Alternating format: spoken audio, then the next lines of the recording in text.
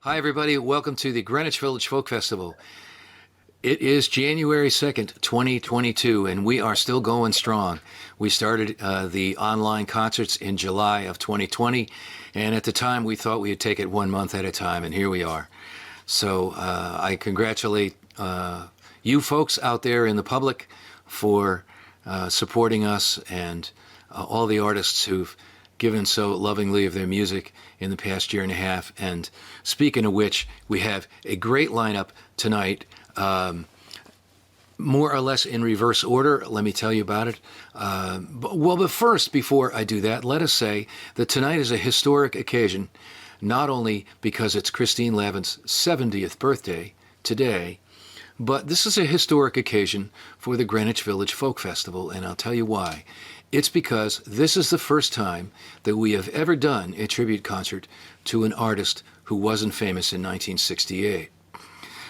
And I mean to say that I am very proud to present this tribute concert tonight to Christine Lavin, an artist that is one of my own contemporaries and been such a wonderful performer, songwriter, and force in the music scene.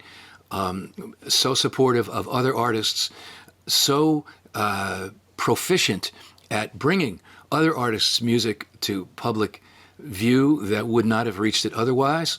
And so the Folk Festival is honored to present a 70th birthday tribute party concert tonight for Christine Lavin, who will be with us actually in just a few minutes.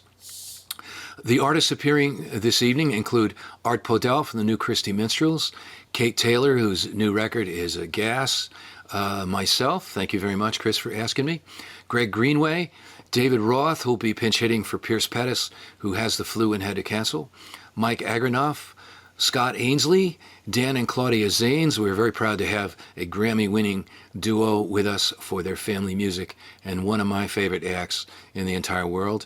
Daniel Kaner coming to us from London, England, and our special MCs, Ron Alesko and Sonny Oakes, who will be with us throughout the evening tonight. So let's get started. Let me thank a couple people here. I want to thank our sound technician Brandon O'Sullivan for doing his usual stellar work and getting everything up and running. Our web masters, Jerry Kornbluth and Andrea Klosky. And my co-producer, Raymond Misek. Ray and I are the, I suppose, legal co-producers of this event for better or worse. And the Greenwich Village Folk Festival is a 501c3 nonprofit organization. We are able to present these concerts as free events to you folks. However, we do accept and welcome donations, which we distribute the vast bulk of to the performers directly. So if you can't spare anything, please sit back and enjoy the concert. And if you can, we appreciate it. There are links throughout the event and on the Facebook sites and websites and YouTube where you can do that if you choose to. All our concerts are archived, so please feel free to go back and view any of them in the past as well. Now, one of the things that has happened in the past year is that the city of Greenville, South Carolina, honored one of the longtime great early stars of American folk music, Josh White, with a centennial birthday celebration, a statue, and a commemorative event in his name.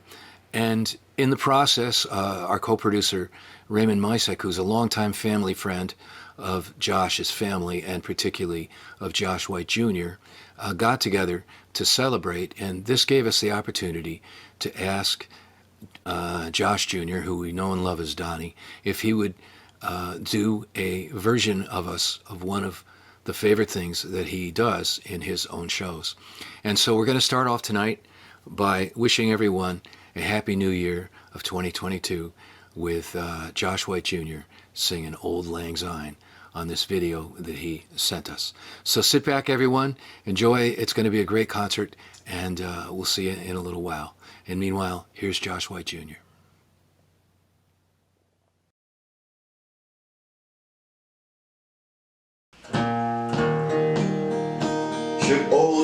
acquaintance be forgot and never brought to mind.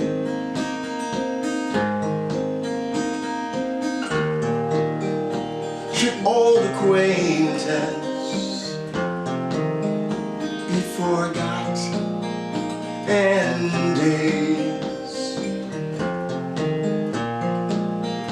of old lang syne,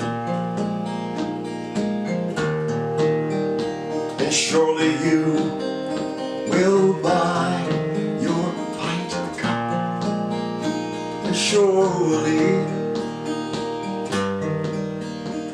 I'll buy mine, and we'll take a cup of kindness yet for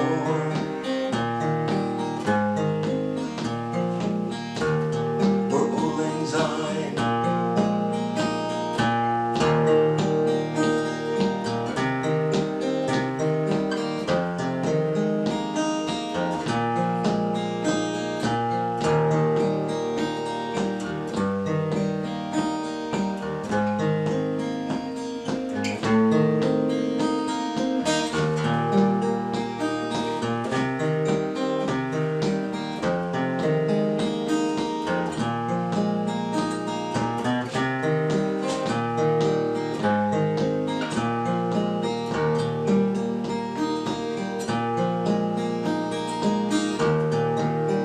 And here's a hand,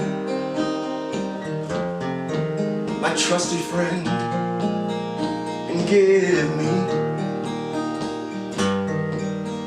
a hand of thine, and we'll take a cup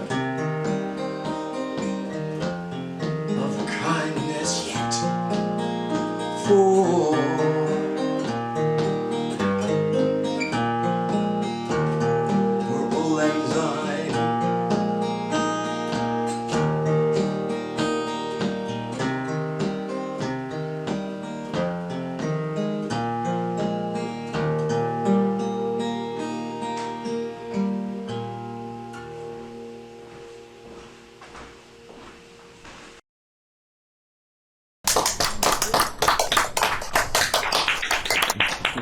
That was beautiful.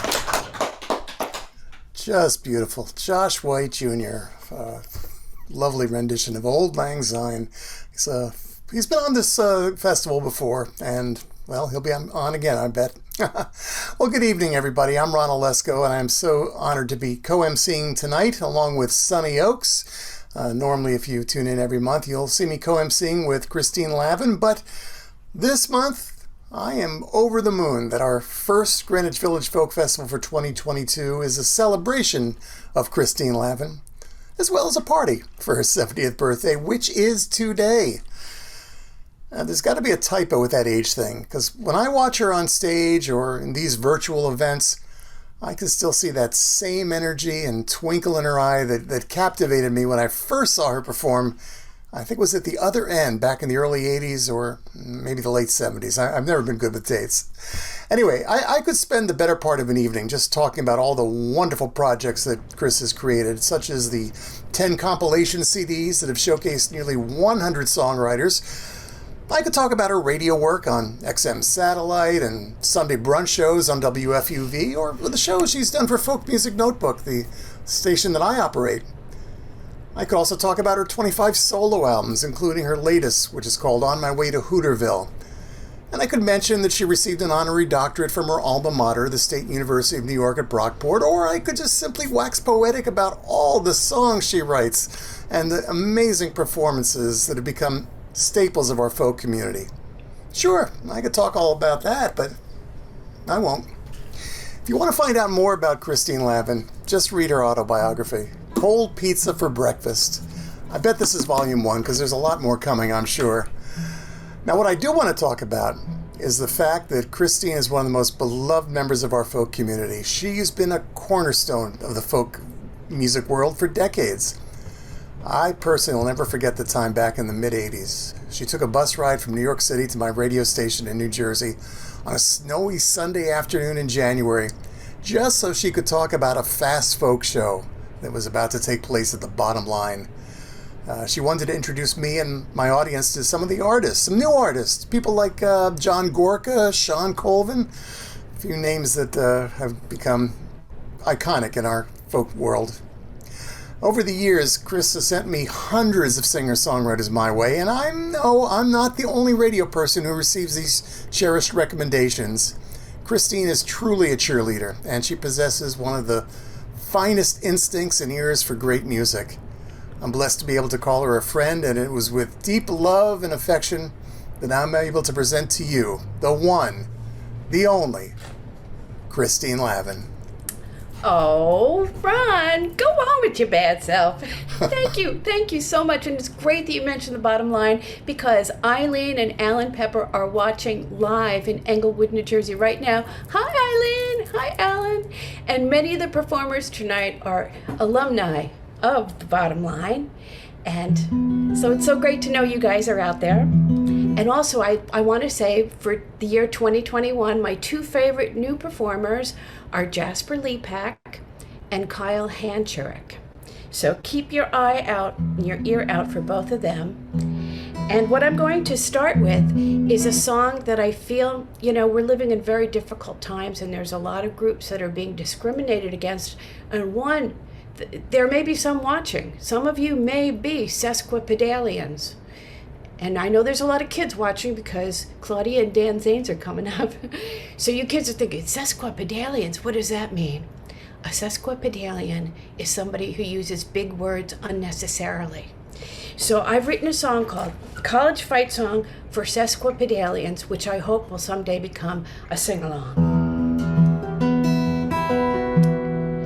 I like big words 'cause I'm a sesquipedalian. I like how it sounds to say pantagruelian, illywhacker, orgle-bargle, unctuous noctambulist, cabernoided brontide, vancocruciferbalist, saxicolist, someone who lives under a rock, chronometrophobia, fear of clocks, jejune behavior is juvenile, a connoisseur of fine wine is an enophile. Cupidity relates to insatiable greed. Dipsomaniac's a drunk who smokes too much weed. To bombalate means you loudly buzz or hum. An impecunious ignoramus is a broke and dumb bum. A philosophical lies to impress others. Mammothra, a child spoiled by grandmother. Bindle stiff, that's another word for tramp. Rocky means it's foggy, it's cold and it's damp. Mumpsimus, one who sticks to the old ways. Nudiastertium pertains to the day before yesterday. An autotonsa realist cuts their own hair. A blatherskite is a person full of hot air. But my new favorite big word is spaghettification. It's better than bombs-a-die or malversation. Better than gangoozler, that's an idle spectator. Better than Philip Endless, you can look that up later. Spaghettification is also called the noodle effect. Think of astrophysics, tidal forces, though in retrospect, spaghettification is a subject Neil deGrasse Tyson knows. I just like how it sounds like hinky-keek, juxtapose, massity, deracinate, bad match, prevaricate, bingo script, peely wallage, discombobulate, pre-anti, penultimate, frondor, gasconade, slobberdergolian, panergic, estrapade. Sesquipedalians, this song is for you. You're not eccentricities, your hearts beat true. You're not snollygosters who engages philolalia. You are superbious, alleluia. Sesquipedalians smack the verbal recombundibus, stronger than an arbalest or a blunderbuss. Sesquipedalians of the world unite. With the big vocabularies we will fight, fight, fight. Sesquipedalians. Sesquipedalians. Is there another big word that means sesquipedalians? I wish there was, but no.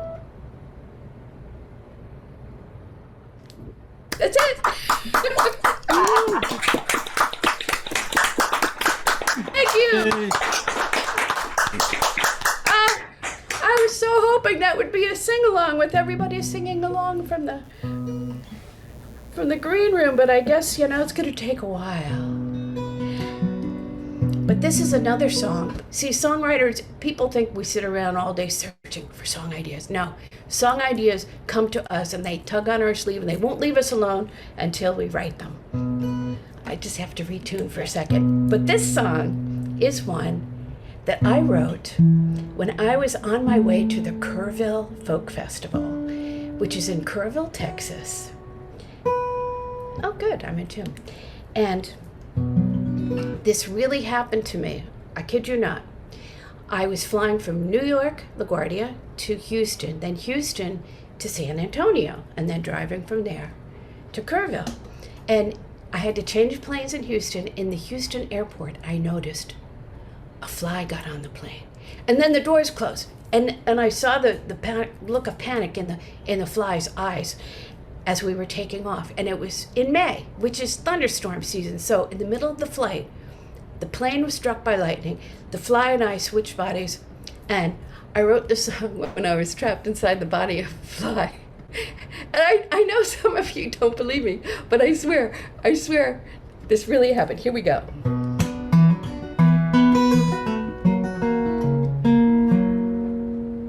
I'm a fly on a plane. I'm buzzing all around.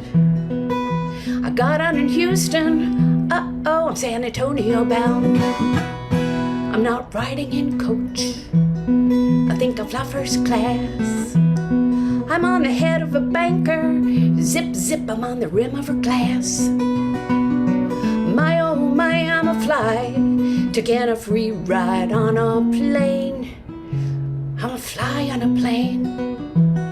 My flight's a little erratic. The highest I've ever been was in a swing time cowgirl's attic.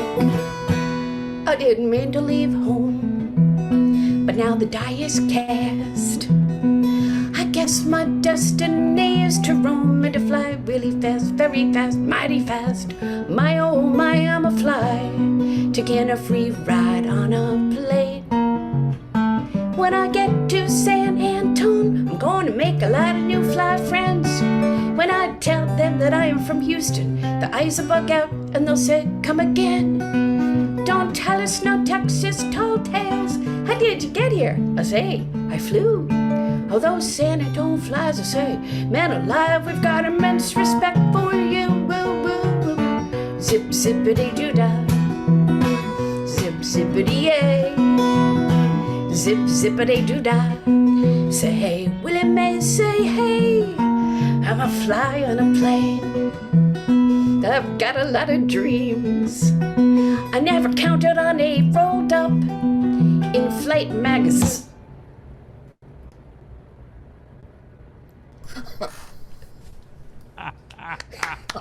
Hey.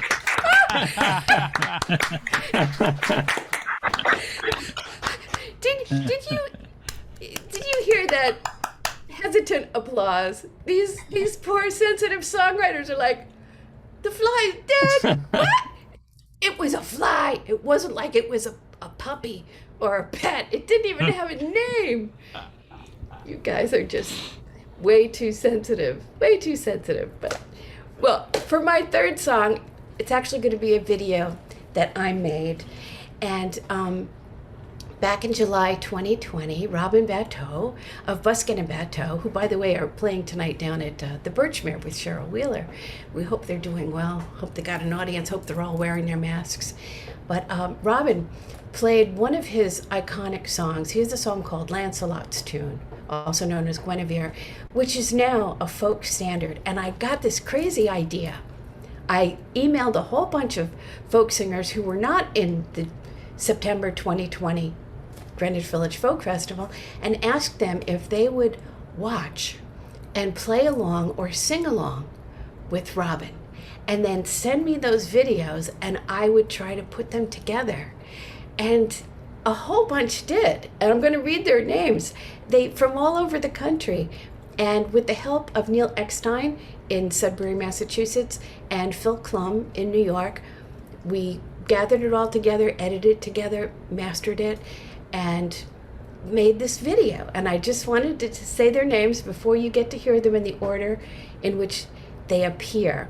You're going to hear David Buskin from Katona, New York, Hugh Ardarty from Cape Cod, Megan McDonough, who at the time was in Excelsior, Minnesota, Carol Ann Solabello in Brooklyn, New York, Marilyn Ray Byer, who's also watching tonight. She was in Chicago, Illinois, Marion Halliday in Louisville, Kentucky, Megan Carey in Erdenheim, Pennsylvania, Gail Runlet Finney in Waltham, Massachusetts, Rod McDonald, he did it too, from South Florida, David Roth, who's in the show tonight. Pierce Pettis has got the flu, so David's going to pinch hit for him. David was in Orleans, Massachusetts, where I'm sure he is tonight too. Pierce Pettis, he played guitar on it, second guitar on it from Fort Payne, Alabama. Actually, third guitar. Buskin plays second guitar. Phil Klum in New York, New York. He was the mastering engineer, also the bass player. Amelia Krinke, who's a high school student in the Bronx, New York. She plays viola. Lisa Gutkin from Peekskill, New York, plays violin, and Neil Eckstein from Sudbury, Massachusetts, helped put it all together. So I just want to thank all the people at the Greenwich Village Folk Festival for this tremendous honor, doing a show, making me the theme because it's my birthday. And I wanted to put the spotlight on so many of these people who are such an integral part of the folk community. Marty Robertson gave me T.H. White's The Once and Future King to read, and I was so moved the next morning I got up and picked up the guitar, started writing, and by nightfall I was in tears. And the Buskin and Bateau recorded the song first. The second was the wonderful Lucy Kaplansky, at the behest of the incredible Christine Lavin, produced by my erstwhile assistant, Sugar Sean Colvin. What a trio of angels. This is the song is about the eternal triangle: a man, a woman, a lawyer. No, it's about how through time we all get to dance on every corner of that triangle. Just like Guinevere, Arthur, and Lancelot, Helen, Paris, and Menelaus. I call it Lancelot's tune. Guinevere, in my castle in Normandy, make a new home with me. Come follow me down, Guinevere. All my honor and glory will just be a story of the fall of the crown. Am I some dancing Lancelot who only falls in love with a woman who belongs to someone else? Is it just the blood of Paris running through my veins that sees a taken woman and myself I can't restrain? Is this knight of cups in his noble stance just a jack of clubs with an eye askance on the queen of hearts in a royal blue? I may shield the poor, but I can't save you, Guinevere. In my castle in Normandy, make a new home with me. Come follow me down, Guinevere. All my honor and glory will just be a story of the fall of the crown. Golden apples on the mountain, this one fell to me. We are planets in a heartless gravity. I never chose to make a choice. It felt like someone else's voice saying all those crazy things down on one knee. Cassandra never cast a shadow, now it's racing to the shore. Oh, the face that launched 1,000 ships is sailing one more. Guinevere, in my castle in Normandy, make a new home with me. Come follow me down, Guinevere. All my honor and glory will just be a story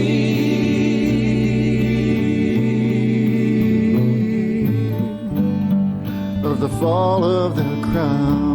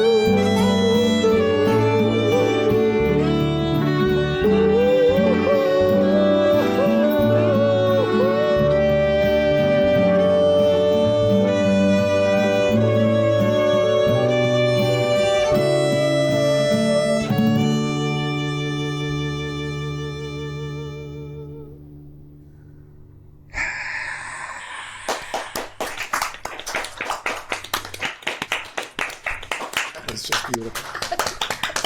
That's beautiful. Christine Lavin edited that together. And the classic song from Robin Bateau.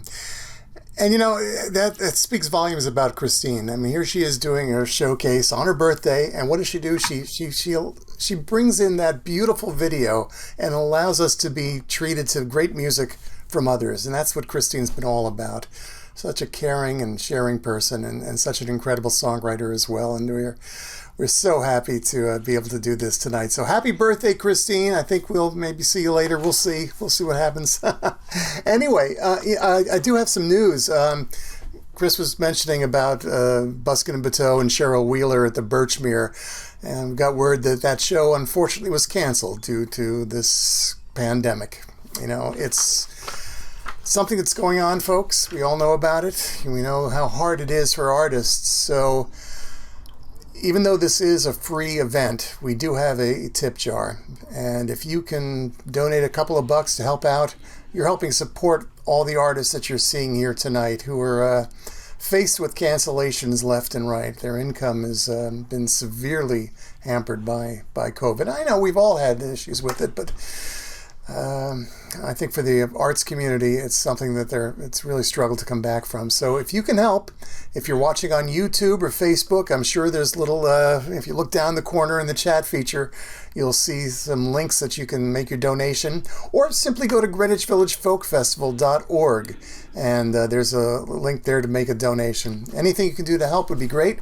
But again, this is a free concert, a gift to the community, but your help is what makes this go on and on. And we're happy to be here the first Sunday of each month. Well, most of the artists you're hearing here tonight, I think all the artists actually you're hearing tonight, are people that were invited by Chris. And it's such a treat for us to welcome back our next artist, Daniel Kaner. Daniel has been, he's got a resume that includes a stint writing weekly topical songs for the BBC. Not parodies, but original songs.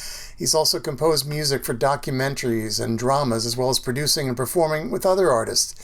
And he won rave reviews for his performances at the Edinburgh Fringe Festival, where he was declared a master songwriter, a genius, and he won an award. When he was in his 40s, he began to examine his Jewish roots, which not only opened up his perspectives, but also became the basis for a song cycle that he created called the Jewish Chronicles. And he wrote a song that I have played frequently on the radio over the past few years. It's especially during this time of season. It's a touching song called This Hanukkah. Daniel writes songs that hit so many emotions, songs that are funny, timely, occasionally irrelevant, but also deeply moving. Tales about family and observational comedy are a specialty. And he's coming to us, I believe, from England tonight, so it's rather late there. So let's bring him to the stage. Here is Daniel Kaner.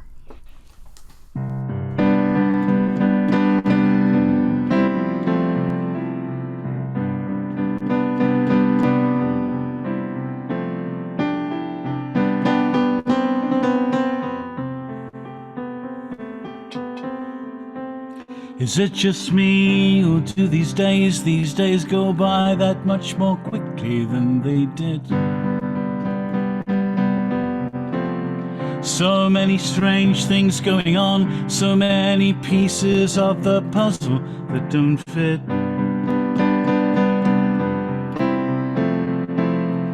I watch the sunset on the western sea. The light plays on the water, and it feels to me that I am blessed to be here, despite all the unrest and the way it may appear. I'm grateful for what I'm about to receive. Let me be grateful for all that I've achieved. And when I'm looking for a place to hide, when I feel broken inside, remind me, grateful. That's how I want to be.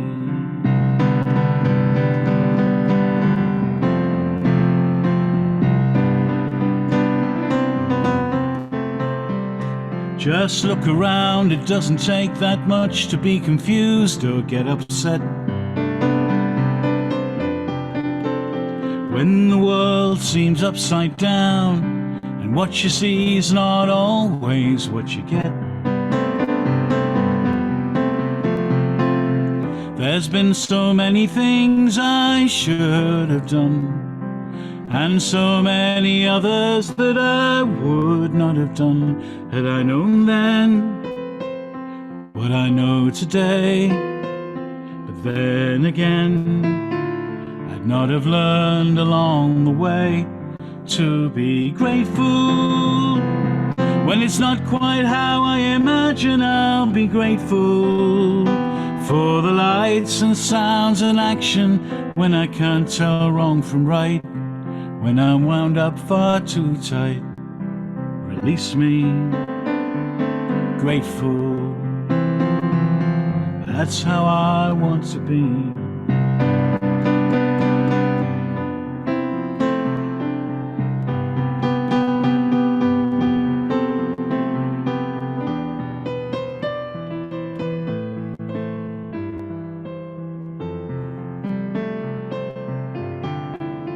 How much you're pushed, how much you're pulled, how much you wish, how much you wait, how much you pray. And if you don't get what you want, then what you want's not what you needed anyway. Zoom out the camera lens, and what do we see? The Earth, the Moon, the planets, and the galaxy. And I am just a speck of dust, lost somewhere in my own universe.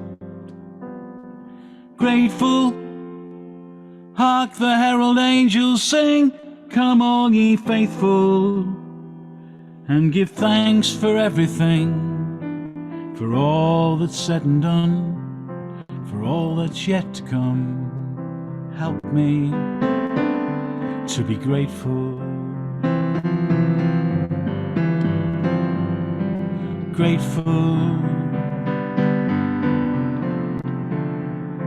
grateful,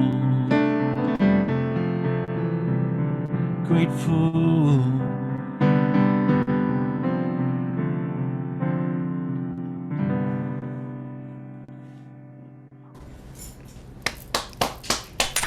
Oh, beautiful. Gorgeous. Woo! Thank you, thank you. I'm very grateful for that applause. I'm grateful for the opportunity to be able to play virtually and to hear clapping virtually because, it's few and far between these days. And so I want to thank, Christine, thanks so much for inviting me on and asking me, and Ron and everybody else. Great to be here. Thank you for that. And Ron, in his introduction, did talk a little bit about some of the sort of family stories that I write and a part of the song cycle that I have played now. Five off-Broadway runs actually with it, funnily enough. And this one wasn't in it, but I'll do it now because partly it features my grandfather. And my grandfather was a great cricket. I know Christine's a bit of a fan of my grandfather fictionally, you see. And he was a great cricket fan. Now, I know that obviously I'm coming to you from across the pond and you may not be so familiar with the detail of cricket, but I guess you can just substitute baseball there for cricket or what have you, although the rules are rather different. It does involve a ball and it does involve a bat, so how about that? And there are teams and things like that. The rest of it, well, it's a mystery.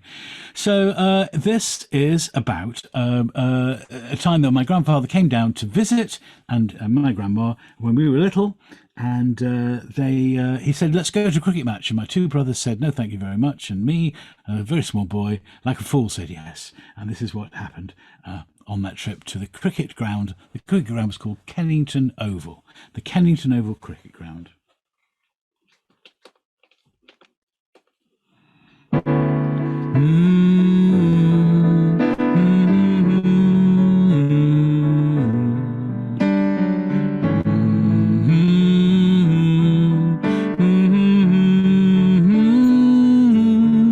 That's a kind of virtual hum along.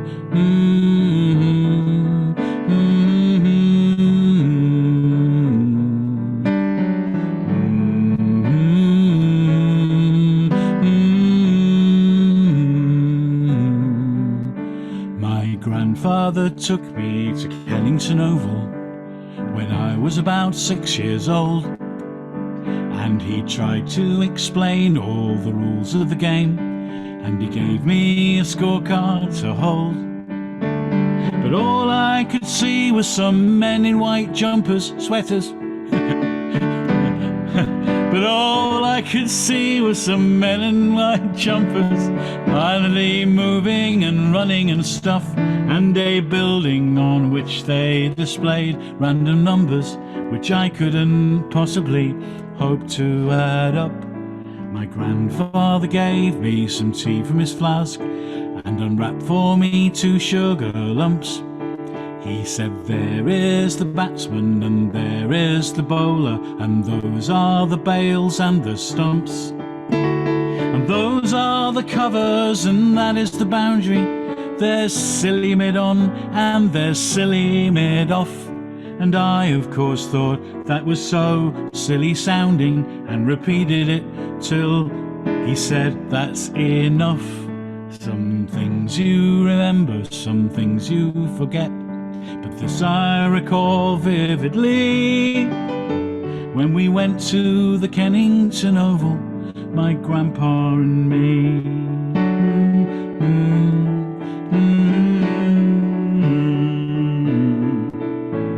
We sat there in silence for what seemed like a lifetime as the sky turned from white to dark grey. And then he held his newspaper over our heads as the rain interrupted play.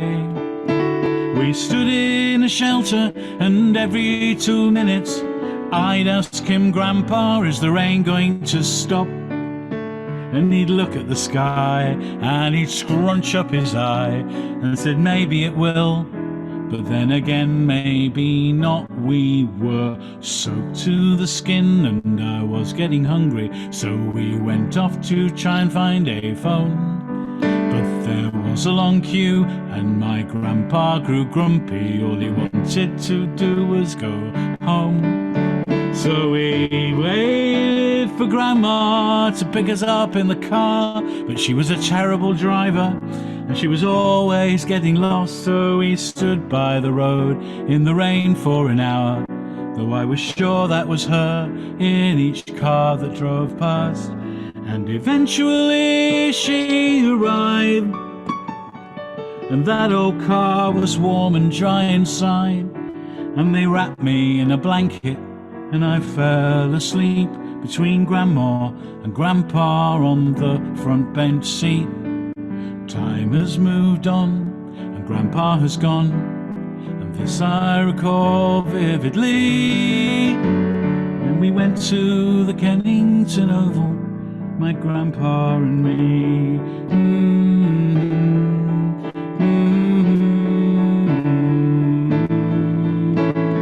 Grandpa was a doctor in 5 Lane Ends, Bradford, and his surgery was in the house at the back. And despite his religiousness, he'd do his rounds in the car on Yom Tov and Shabbat. Grandma and Grandpa kept a kosher household, 2 sets of cutlery, 2 sets of plates, 1 for the milk kick and 1 for the fleishik. God help them if they got mixed up by mistake. Before their son David got married, they taught this practice to their future daughter-in-law, who, though her family were Jewish, they were Reformed Jewish, and to them that was almost not Jewish at all. If you must know the truth, said my grandma to Ruth, on the night of your wedding there's a thing you must do, and it will only take you a couple of minutes. Then, God willing, you'll give us a grandchild or 2. But this is all just hearsay. As for me, I only remember the day when my grandparents came down to London to stay, and Yorkshire were playing against Surrey away. And on that visit we watched the cricket, and he held my hand so tightly. When we went to the Kennington Oval, my grandpa and me.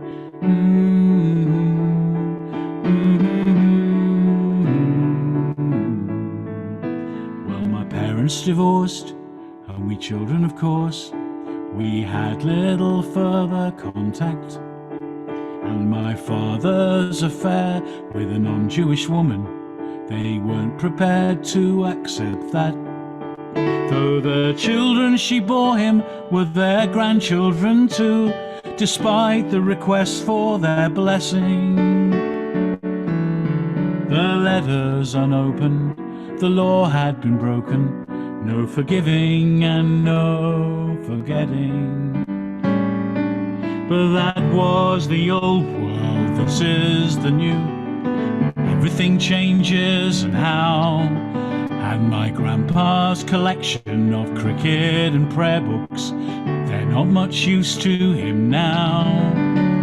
If Grandpa had lived to see all this and more, the white-coloured tracksuits, the pink and the white ball, the bright-coloured tracksuits, the pink and white ball, he'd say that's just not cricket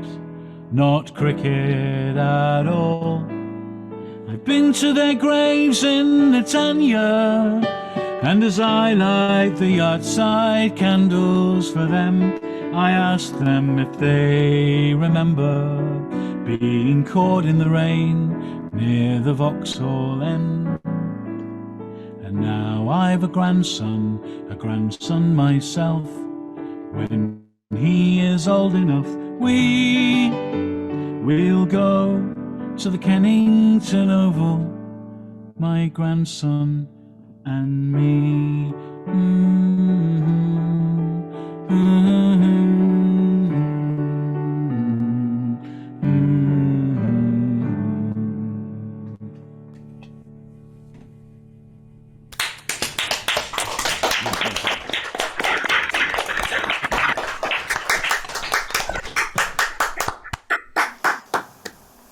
Thank you very much, everybody. That was my grandpa and me. Now, Brandon, who's the technical wizard behind the scenes here, I'm wondering if you are able to spotlight me and Christine Lavin at the same time for this piece. Is that possible, do you suppose?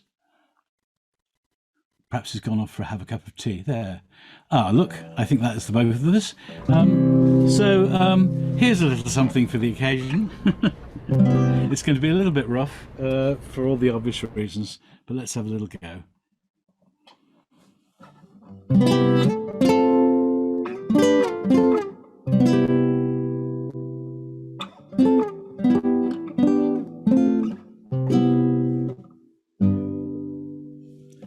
Christine Lavin, a birthday she's having. How many? No way. Check the date and time. Tell me another one. Go pull the other one. She doesn't look a day over 69. That's the number of times she's seen the drowsy chaperone. The number of videos she's made this week alone. It's a wonder how she gets so much done, considering she's never out of bed before one. Wasn't it yesterday she was on her mama's knee? Now Christine Lavin, 17. Christine Lavin, 5 in the morning, firing off emails fore and aft to someone or other about someone or other, but rarely, if ever, on her own behalf. If it hadn't been for her, then Julie Gold might still be answering the phones at HBO. Thanks to Christine, Julie has a Grammy on her shelf. Isn't it high time she had a Grammy for herself? It's written on the Times Square screen. Christine Lavin, 17. 17. You can't do anything about it. You can act like king, can you? You can try and hide from the truth, but that's not going to work, now I doubt it. So shout it from the top of the Freedom Tower. Make every hour your finest hour. Tick tock, times are running out. Tick tock, what was it all about? Christine Lavin, that's your name in the Rochester Music Hall of Fame. Christine Lavin, some trouble she's having remembering her passwords. If we could read her mind, what would we find in there? A sad secret love affair, or some wool she can pull over our eyes, whether she's running to catch the Amtrak train from Penn, or it's the history of astronomy and bald-headed men, or it's that very handy trick she learned from Dave Van Ronk, how to change the capo in the middle of a song.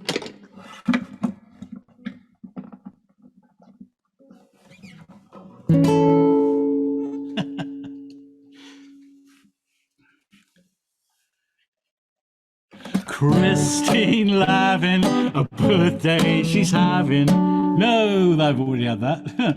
Christine Lavin, we're all laughing, not at you, but with you, obviously. The funny conversations and reported conversations, you capture human nature so affectionately. You're a woman of the people, you're a cheerleading girl. Cue the sound of marching music, see the flaming baton twirl. Mid one, pull one, one pull go on. There's a scarf, but I forgot to put it on, but I've still got it, the one that you knitted for me. Cars party on and cars party off. We all know what our new password's gonna be. It's gonna be Christine Lavin 17.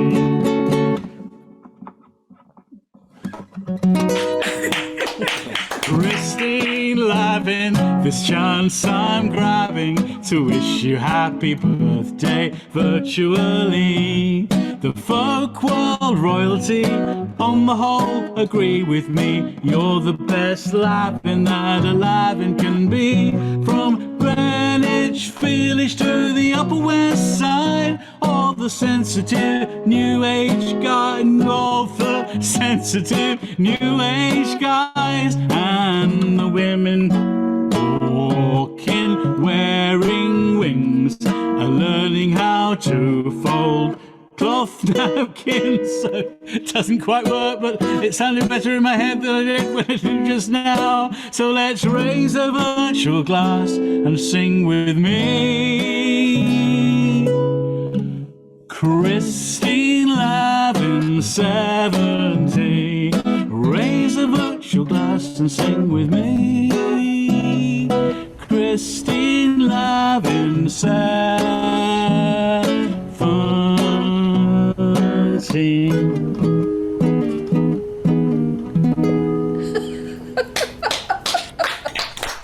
Oh, Daniel! Thank you. Thank you. May I be the first to say, may you never suffer from floxenoxynilepilification. It's a really big word for sesquipedalians, and it means the process by which something becomes useless. You will never be useless. Well, that is the first time that anybody's said that to me, so thank you very much. And probably the nicest thing anybody said to me as well. So have a very happy birthday, and thank you, thank you everybody, and I'm bowing out and back over to Ron, I guess. Thank you, Thank Daniel. you, Daniel. And everybody was just watching. That is going to be the overture for Christine Lavin the musical, coming to Broadway one of these days soon. I can feel it. Get your tickets now. Oh wow, what a night this is! So we're celebrating Christine Lavin's birthday with many of her friends with us tonight, including our next artist. Now, you really don't need me to remind you about how difficult the past couple of years have been. Not only the pandemic, but the divide among people grew in the face of events that challenged us over these past 2 years and challenged us to look at how we treat one another and how we define justice. Well, family musicians Dan and Claudia Zanes created an album called Let Love Be Your Guide. It's on Smithsonian Folkways. And the album presents an opportunity for multi-generational conversations about anti-racism, racial justice, and community. Dan is a Grammy Award-winning children's performer, and Claudia is a Haitian-American music therapist, jazz vocalist. And they met back in 2016 and quickly realized that their harmony in both music and approach would lead to a partnership where they could create and promote sensory-friendly concerts. Sensory-friendly concerts is a way to make the conditions at a concert more comfortable for a broader range of communities to share in the experience. It's a way to open the door wider. Well, in 2022, we can certainly use more of that. Tonight, we're thrilled we can open the door into your homes as we welcome Dan and Claudia Zanes. Oh, thank you, Ron. Thank you, thank you, thank you. Yes, we are so honored to be here with all of you. Happy, healthy, abundant 2022 to all of you. And I don't know a better way to start the new year than in music and in community. We're truly honored to be here. Happy birthday, Christine Lavin. Thanks for bringing us all together. Thanks for inviting us to the party tonight. It's so good to be here. We have 3 songs and they're all sing-along songs. I just want to say our dog is half English sheepdog. She was lying on her chair listening to Daniel Kaner, smiling while she was sleeping in dreams, just so happy to finally hear a proper accent. So good. All right.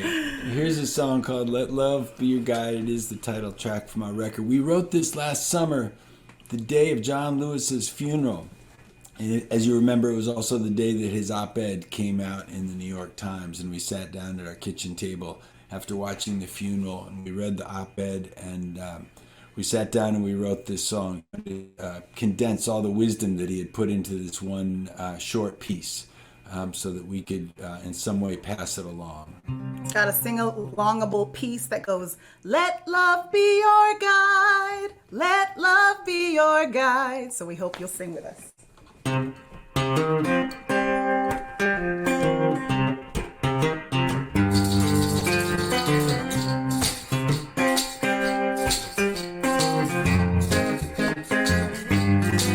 If there's something I must tell you now, let love be your guide.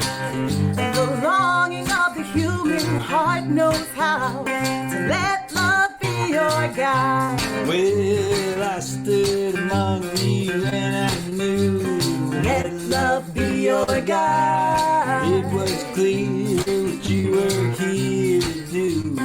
Let love be your guide, be your guide when you're weary, be your guide when you're unsure. The winds of change are on your side, let love be your guide. Well, history tells us this is not new, let love be your guide. Yesterday's lessons still hold true. Let love be your guide. The nightmare was deep and long. Let love be your guide. Now the air is troubled with the sweetest song. Let love be your guide. Be your guide when you're weary. Let it be your guide when you're unsure. The winds of change are on your side. Let love be your guide.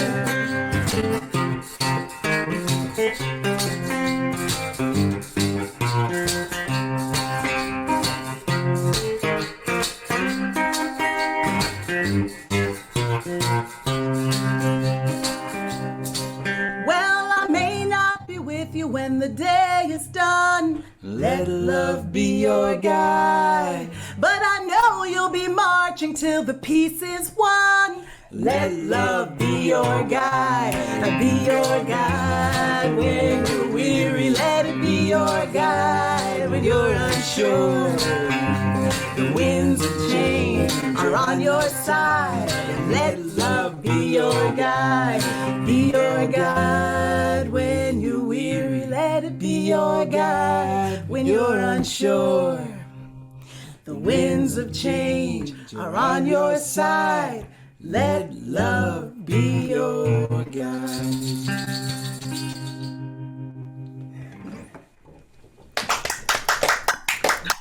Thank you. Woo! Thank you so much. And that's our prayer, our wish for you in 2022. This next song, Kile Mapwe Wanko, is a song that we wrote in Haitian Creole. So I should also say, yesterday, we celebrated New Year's, but January 1st also is Haitian Independence Day.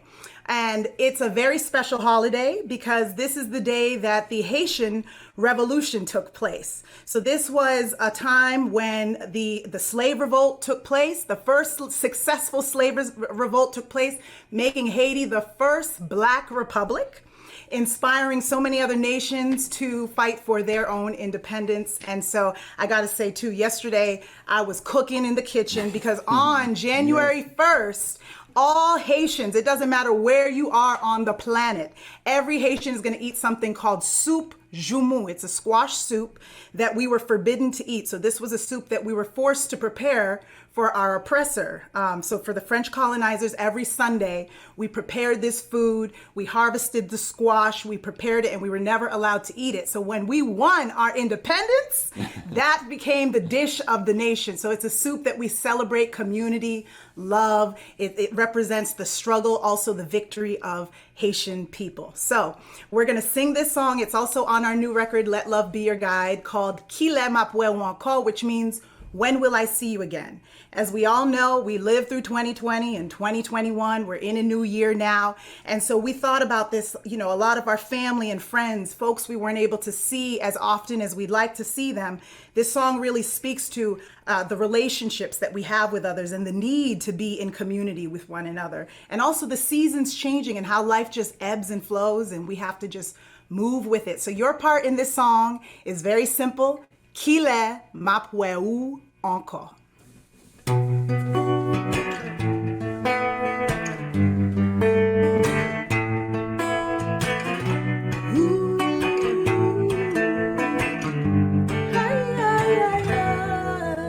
Seasons change, the world is turning.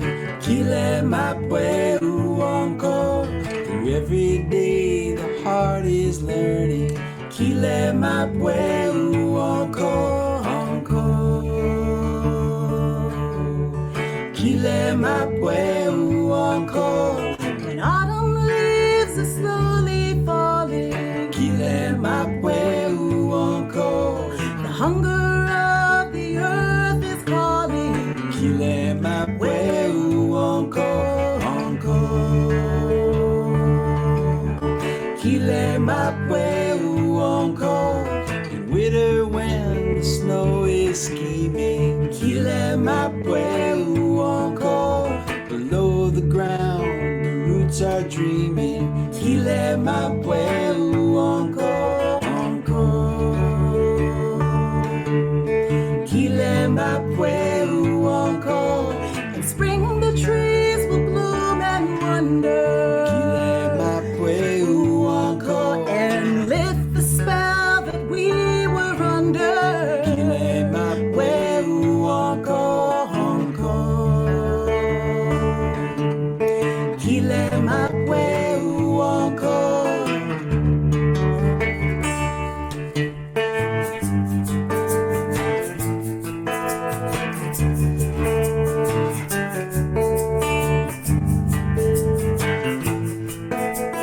Gold of summers for the spending, Kile mapweu encore.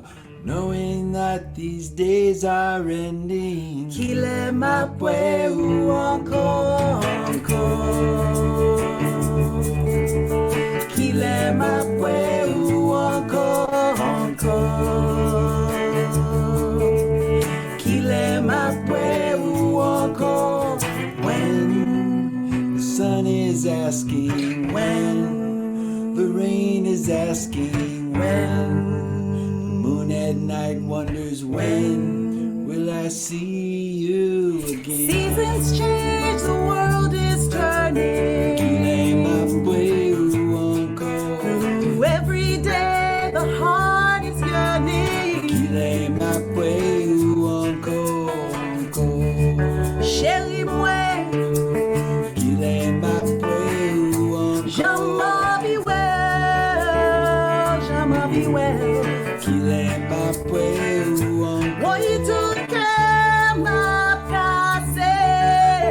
Kile mapweu encore. Where be well encore. Kile mapweu encore. Petite fille, moi, petit garçon, moi.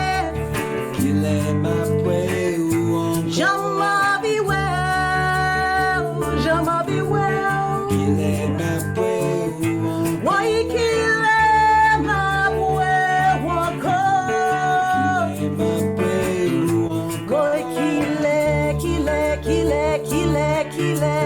qu'il est Mapweu encore, encore.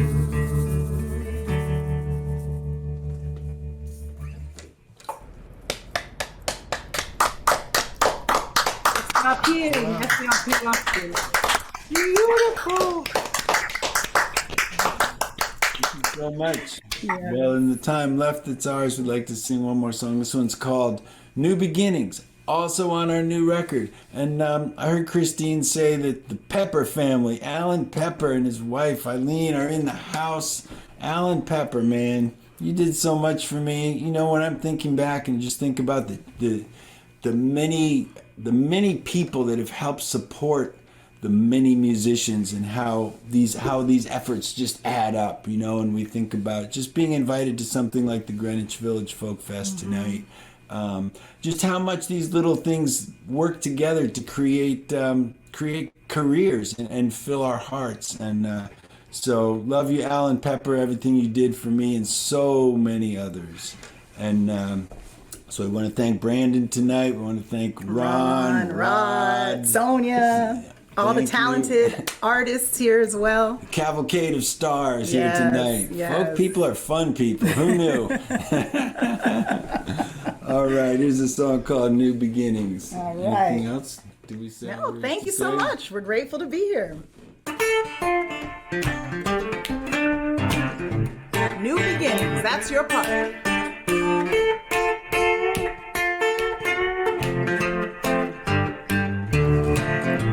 Everybody's talking about new beginnings, new beginnings, new beginnings. Everybody's talking about new beginnings. Don't you wanna go?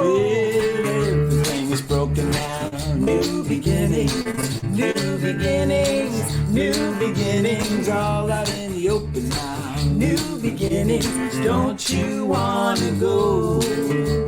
Who'll be right on time? Who'll be there in line?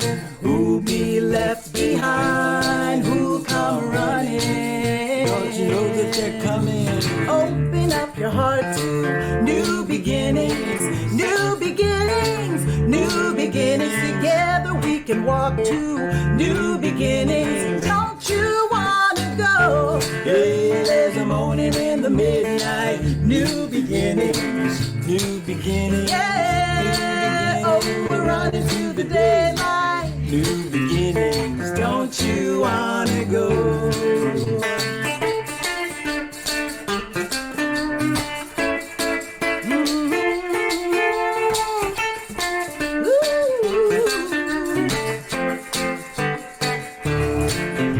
Dancing to the rhythm of new beginnings, new beginnings, new beginnings, grooving to a new love, new beginnings. Don't you wanna go?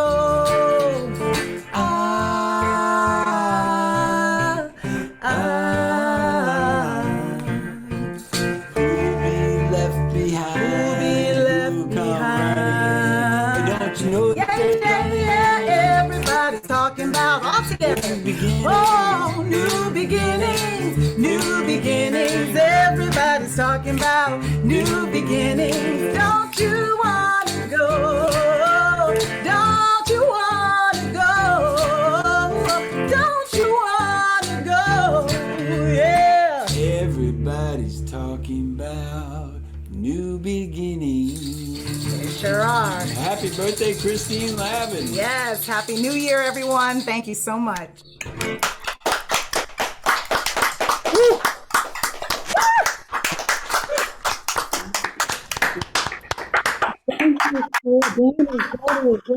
Wow, you just woke us up and took us to a new height. Thank you so much. Thank you. Thank you. Hi, everyone. I'm Sonny Oakes. I'm going to be one of the MCs tonight. And first of all, Christine Lavin, I love you. Thank you so much for inviting me to be part of your show. You are so special. And I want to give a shout out to somebody who's, I don't think it's been mentioned yet, the guy who's kind of keeping us on track tonight, and his name is Brandon O'Sullivan. And he is the one who says, hey, you're up next. Don't fall asleep. Be there. So thank you, Brandon, for keeping things running. Well, I have the honor of introducing a guy who's been around for quite a while, and I've followed his music. He's a traditional musician who has expertise in Piedmont and Delta blues, as well as Southern Appalachian fiddle and banjo traditions. He's all over the place, works in schools, has 6 solo CDs, and he actually does shows with other people. I know he's toured with Reggie Harris, and it's been just a wonderful thing to know him for so many years and to have heard his music for so long. So please let's give a big shout out and a welcome to Scott Ainsley. Thank you, Sonny. Oh, nice to see you again. Likewise. I've taken this beautiful national guitar and put a paper towel underneath the strings to turn it into kind of a $2 African guitar and play this groove. I loved hearing the last set with all those great rhythms, and it put me in mind of this Central West African kind of groove.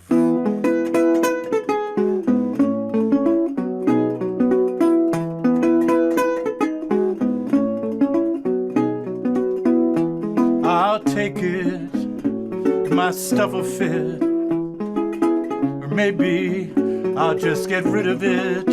I need a place to call home, a little place of my own.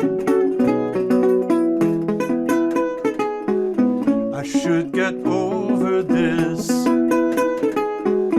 can't make the pieces fit. I should get over this. From this window I see it's just a game. All the kids out playing stickball in the rain, and no one keeping score. Who could ask for more? I should get over this, can't make the pieces fit. I should get over this. Give me a minute, give me an hour, maybe a lifetime. Give me a minute, give me an hour, maybe a lifetime, and I'll have the power. I should get over this, can't make the pieces fit. I should get over this.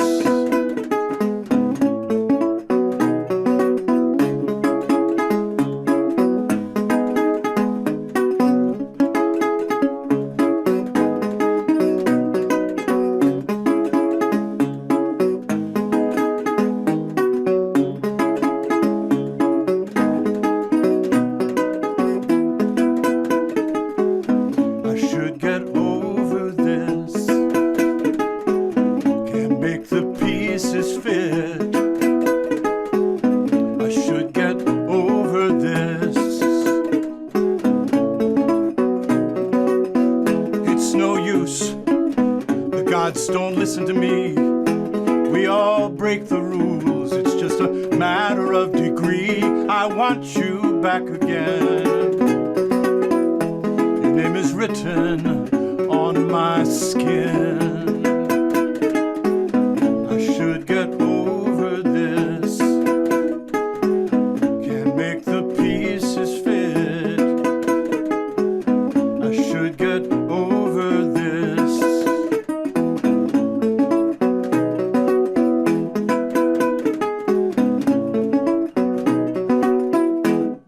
Yeah.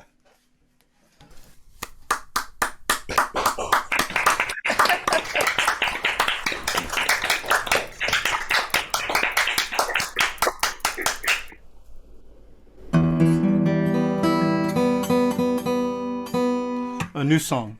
John Vesner and I finished this last year, and I haven't had a chance to play it very much, so cross your fingers for me. It's about Julia Ward Howe and her change of heart. She wrote the words for the Battle Hymn of the Republic, which was the Union marching song, of course, and then had a huge change of heart, and in 1875 wrote the first Mother's Day Declaration for Peace, an astonishing document. I hope you'll get a chance to go look at, not while I'm singing, but afterwards. Mine eyes have seen the glory of the coming of the Lord. So began the song that sent our boys to war. From Shiloh to Vicksburg, Manassas to Bull Run, round Union fires my battle hymn was sung. And though they knew the bitter vintage of the grapes of wrath, Lightning's terrible, swift sword was in their hand. And we find ourselves marching down that old familiar path. Gotta help us, but we're doing it again.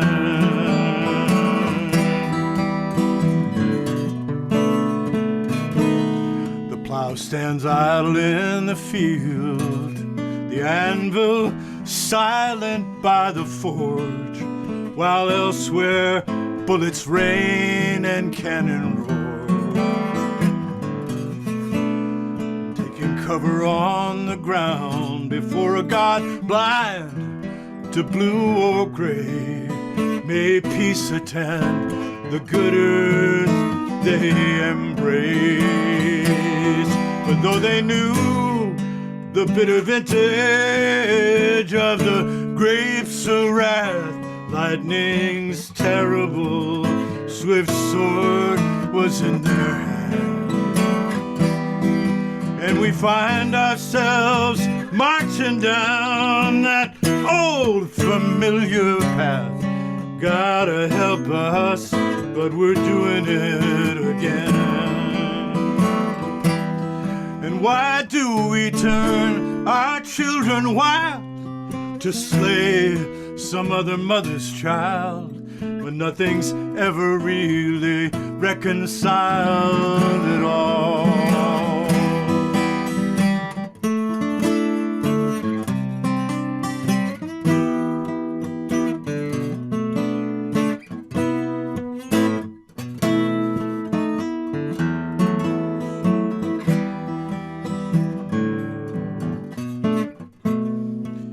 So sing me not of glory,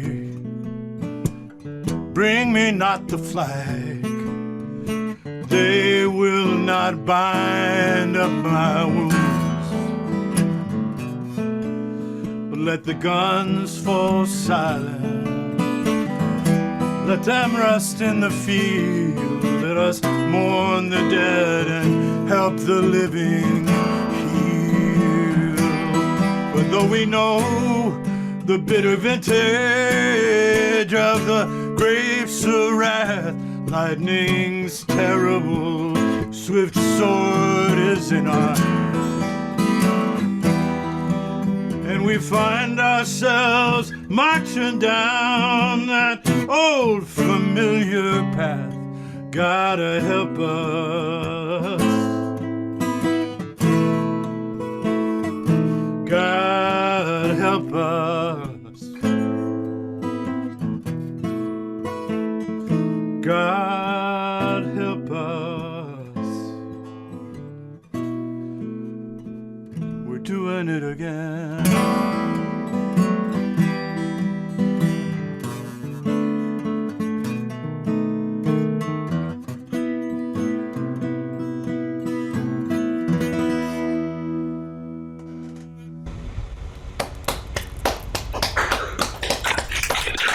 Beautiful.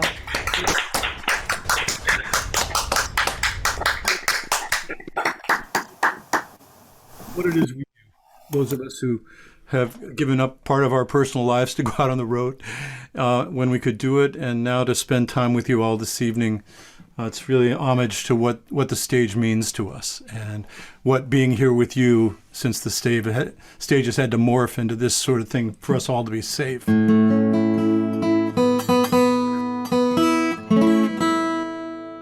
Anyway, new tune.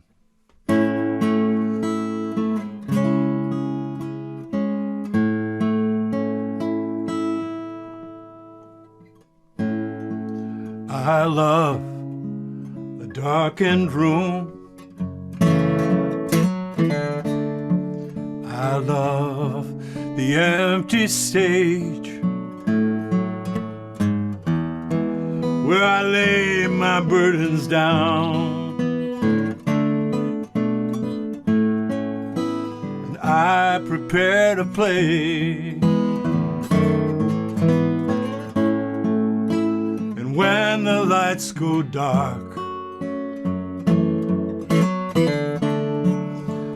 the crowd clouds all drift away. When we part too soon from friends we make along the way, this is where we come together at the close of the day. How I love a darkened room, how I love the empty stage.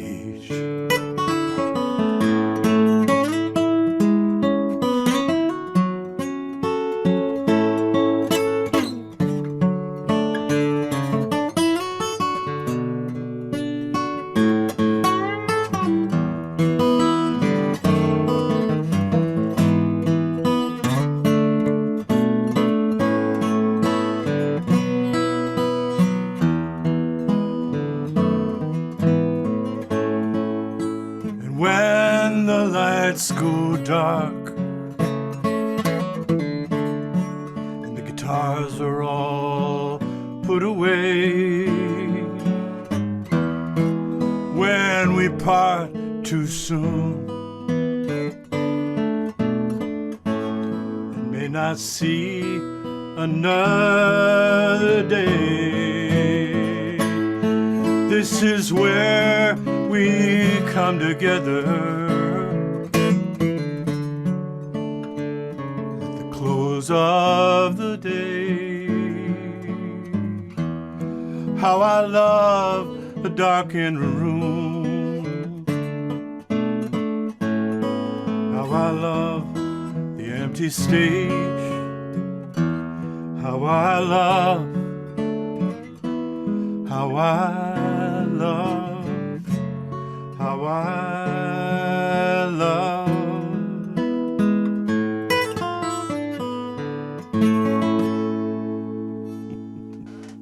Thanks so much for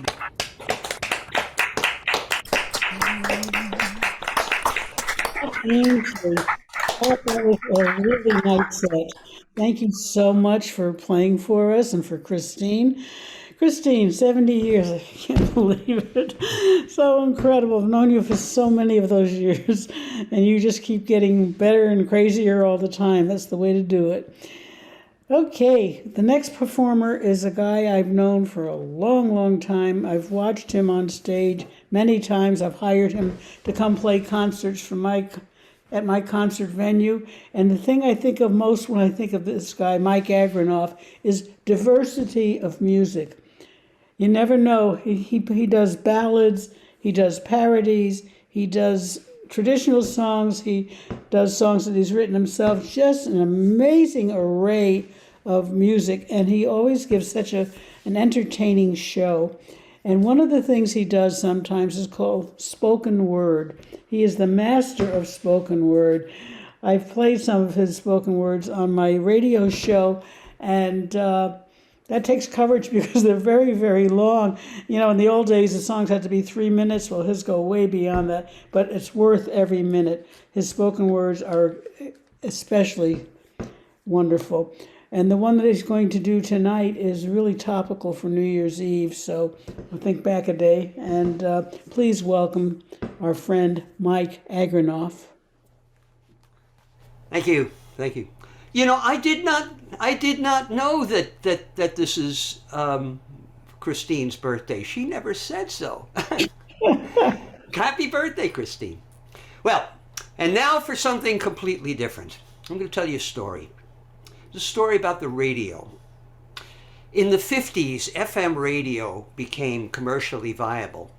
But for a long time, there were very few FM receiving sets out there, so therefore there were very few people listening to the FM band and very little advertising money to be made. And the FCC had declared that stations were not permitted to broadcast the same program on their AM and FM bands. So what a lot of radio stations did was to hire DJs with a very broad range and wonderful taste in music. And that ushered in that lovely Camelot era of freeform radio, which lasted well into the 60s. But as the 60s went on and more people got FM sets, there was more advertising money to be made, and the management of radio stations kind of put the clamp on those freeform DJs. And this is a story about that. It's called The Ballad of the Sandman.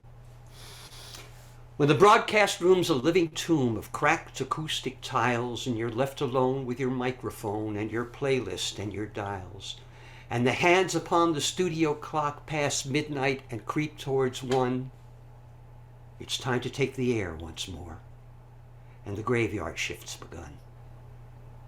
The day shift and the engineers have all left hours ago.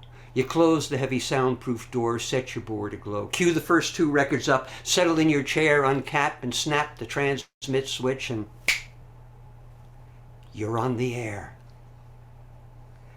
There's magic in the radio, enchantment in the ether, a power born of mind and brain and yet a part of neither, a power to be reckoned not in kilowatts or joules, Joules, a means to let a single voice touch 500,000 souls. But when you work that graveyard shift from 1 a.m. to 5, you start to doubt that anyone's out there alive. The halls are lifeless, phone is dead, and there's nothing quite so lonely as to call with kilowatts and reply here, silence only. They usually stick the rookie jocks in a lonely graveyard slot, but me, I broadcast nights by choice. I like that shift a lot, because when I get the lonelies, as I do from time to time, I recall the Sandman's final show of 1969. 1960s radio was awful at its best. I grew up with Cousin Brucey and the Wolfman and the rest, and between the fast talk and the hype and the acne lotion jingle breaks with sound effects, they'd maybe play a single. But that was all there was back then. That was all we had. And nostalgia finds a way to sift the good from all the bad. And so intertwined was radio with fond scenes of my youth that it's tinted with a rosy glow that overlays the truth. Oh, and summer parties at the beach and every high school date, those midnight drives and my dad's olds and studying till late. They're all movies in my memory.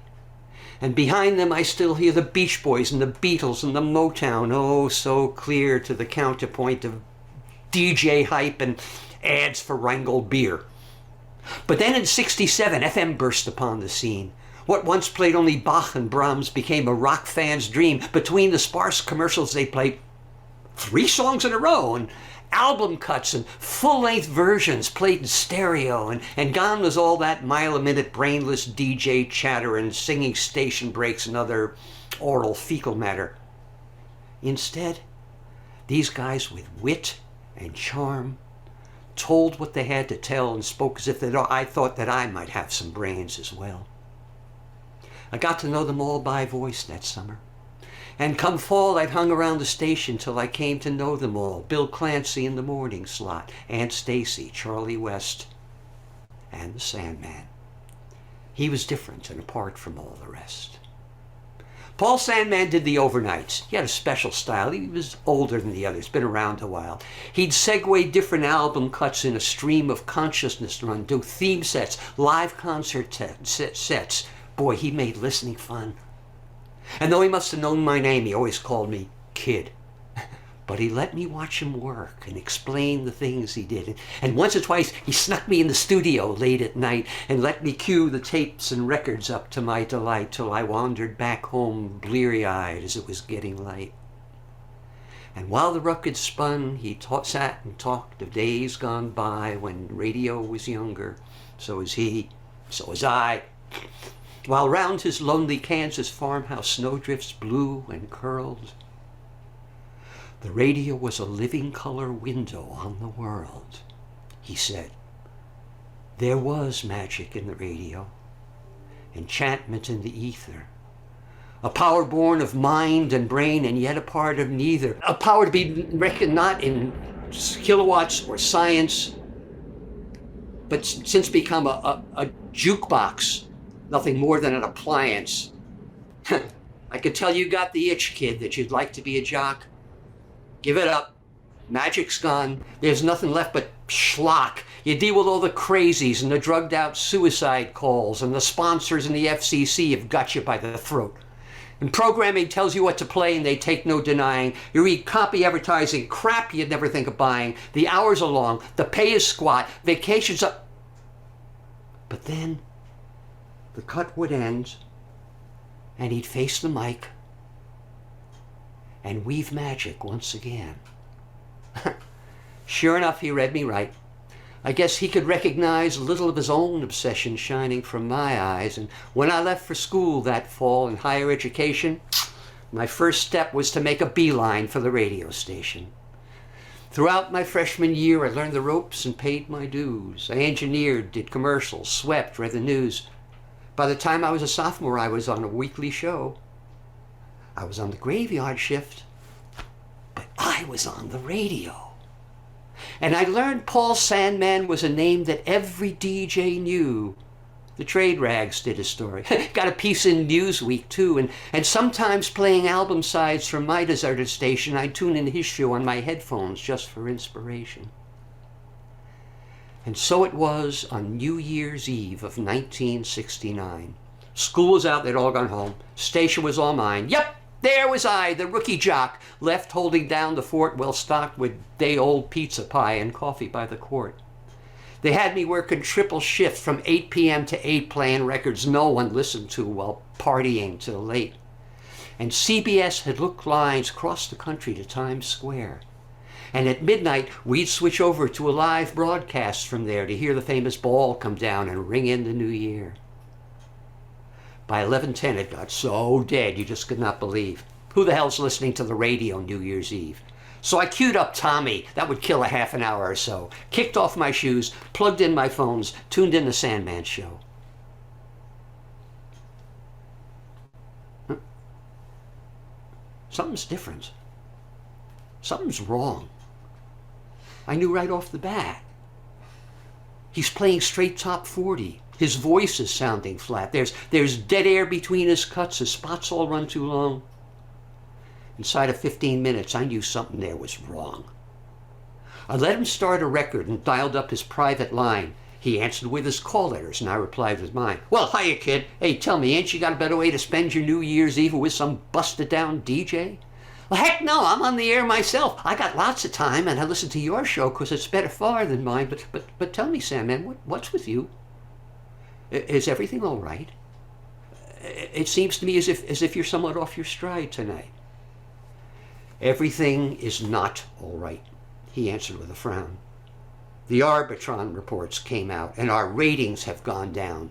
And Harry Stein in programming has determined that the way to get the ratings back on top is dictate what I play. So here I sit with list in hand that says at 10:15 I should play the Righteous Brothers, followed by the Cream, and then a public service spot, and then some Moby Grape. They don't need a DJ. They can put this crap on tape. It's December 31st. The year is coming to an end, and with it ends a decade. And an era too, my friend. And in 27 minutes, I'll switch over to Times Square. But when I return in 70, you tune in if you care to hear how good the radio could be. If it would dare. He broke off at that moment to cue up another platter, and I said goodbye. The Who were almost finished for that matter. And exactly 27 minutes later, more or less, on cue, I flipped the switch to hook us in with CBS. And while thousands in New York bade fond farewell to 69 and Guy Lombardo and his orchestra played Old Lang Syne, I raised my slice of pizza in salute to the new year. And once more to the Sandman at the end of his career. When the network show was over with, I went back on mic. I did some inane comment about the future and the like. Did a station break, queued a record up, and then plugged my headphones in and tuned the Sandman in again. Welcome, he began, to 1970 radio. You've noticed in the past a certain blandness to this show. Seems Harry Stein's determined what your music taste should be. Well, F you, Mr. Harry Stein. And F the FCC, I've had my fill of radio. This here's my final hour, but the door's locked and bolted and I'm on internal power, and I suppose they'll find a way to get me out eventually. But until then, you'll see how good the radio could be. And then the music started. And the magic came on strong, and how the sequence brought to light a hidden meaning to each song. Where he got those tapes and records, I'll never know. Old favorites I'd forgotten, live recordings from some show. You can get anything you want at Alice's restaurant. And you can't always get what you want. Where have all the flowers gone? Da-do run, run, run, da-do run. The Beatles singing German, Dixieland on 78s, Benny Goodman, Walter Carlos, Bessie Smith, the Roommates. This is more than playing records. This is genius. This is art. And this is something all should hear, and damn, I'll do my part. I open the equipment cart and stove beneath the board and rummage through the junk there till I find the proper cord, patch headphone out to preamp in, adjust the input power, and the Sandman show gets relayed out through our antenna tower. I reach out to the telephone, dial WBVA, and it's answered there by Sharon Smith, their overnight DJ. Hey Sharon, Paul Sandman's just flipped Harry Stein the Bird, putting out the best damn radio you've ever heard. And there's brotherhood amongst the radio voices of the night. They stand behind a fellow jock. They see he's in a fight. Sharon had to listen but a moment, then was gone to find a patch cord of her own to send the Sandman on. And then the phones that long I thought were dead began to light as the calls came in from miles around from listeners in the night. Whence comes this wondrous music, they would ask, and I would smile. And how come I pick it up on every station of the dial? And through the night the signal spread from station on to station as a DJ sent the Sandman and his magic crossed the nation, till Sharon called me, laughing, shouting like she was on fire, saying, listen, someone's put the Sandman on the network wire. That's right. The lines to New York were still hooked nationwide. I flipped the switch to listen in and laughed until I cried. The Sandman must have reached some hero New York engineer, put him on the wire for the whole damn world to hear. There was magic in the air that night. Enchantment in the ether. A power born of craft and pride, and so much more than either. And all across the country sat the overnight hardcore and shared the Sandman's magic, till at 20 after 4 he stopped to say goodbye as they were breaking down the door. New Year's Day dawned cold and gray with just a touch of sleet. Many a jock by 9 o'clock found himself on the street. Me, I came off cheap. A reprimand was all I got. But New Year's night a new voice broadcast from the Sandman slot. And since that night, the radio's become my occupation, now a big shot DJ at a major FM station. But when the hours start to drag and the night's going slow, I cue up an album side, crank up my headphone stereo, and tune into the Sandman, now on satellite radio. And when the broadcast room's a living tomb of cracked acoustic tiles, and you're left alone with your microphone and your playlist and your dials, though the airwaves seem a graveyard of lifeless whitened bone, there's always someone listening in, and you're really not alone.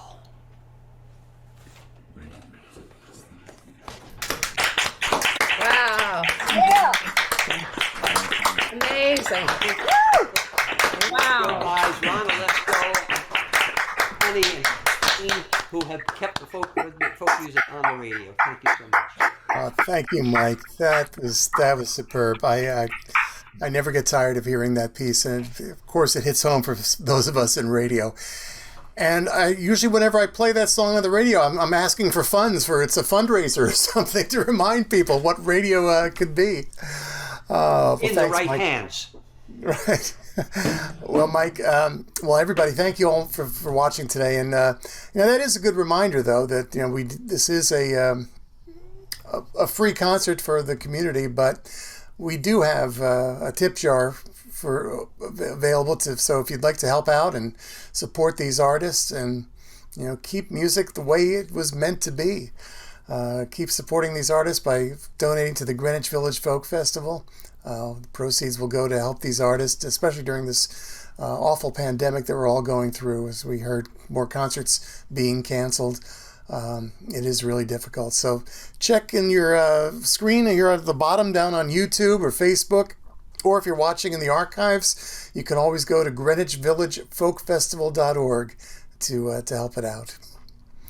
Well, Pierce Pettis was scheduled to be our next performer tonight, but unfortunately, he came down with the flu. It's not COVID, he was tested, but the flu really did a number on him, so he's unable to perform tonight, and he will return in a future edition. But we're lucky to be able to bring another superb pinch hitter, another friend of Christine's, who's now making his third appearance at the Greenwich Village Folk Festival. David is the founder, director of the Cape Cod Songwriters Retreat. He's the creator-host of Cape Cod's Full Moon Open Mic. He's taught at numerous music camps, as well as serving as director and instructor at Summer Songs in New York State. And he's carrying on that prestigious retreat that was founded by the late Penny Nichols. He's also one of the premier singer-songwriters of our folk community, as well as one of our best loved. And I feel so lucky to be able to play his music on the radio, as well as call him a friend. And we are lucky that he could be with us tonight. On short notice, please welcome David Roth. Yeah, my big decision, Ron, thank you, was where to spend New Year's Eve, in the living room or the dining room. Yeah. Well, here's a new song for our times, or at least for my times, I don't know. It's come in handy for me. I'm right, you're wrong, you're off, I'm on. This is my theme song. I'm right, you're wrong, I'm correct, I'm sure, and you are insecure. My heart is pure. I'm right, everybody, I'm sure. Don't bother contradicting me, you've got no leg to stand on.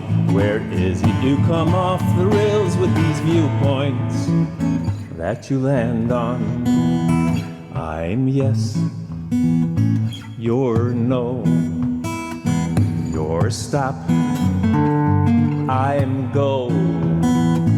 Je suis vrai, tu es faux, mais oui, mais non.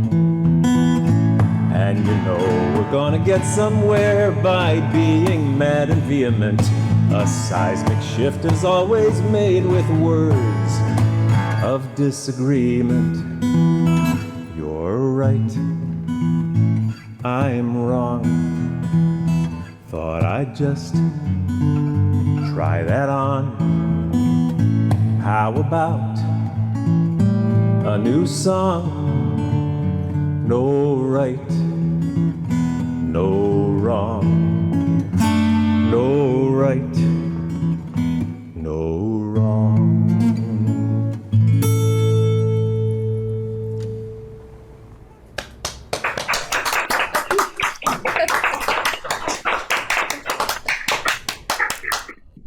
There was a little opportunity there for some call and response, and truly, I'm so happy. I wish Pierce well. I became a fan of his back in the 80s at the Kerrville Folk Festival, when many of us were tromping around there, when I wasn't tromping around Greenwich Village with people like Christine. And I'm just so glad to hear everybody doing such beautiful, beautiful music tonight and with such variety.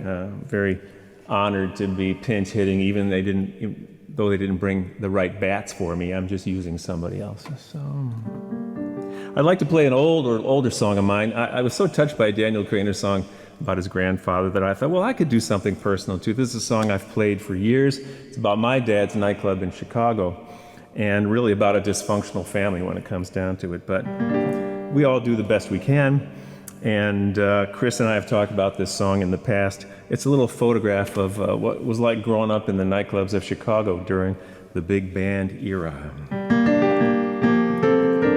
The place was called the Chez Paris on the north side of Chicago.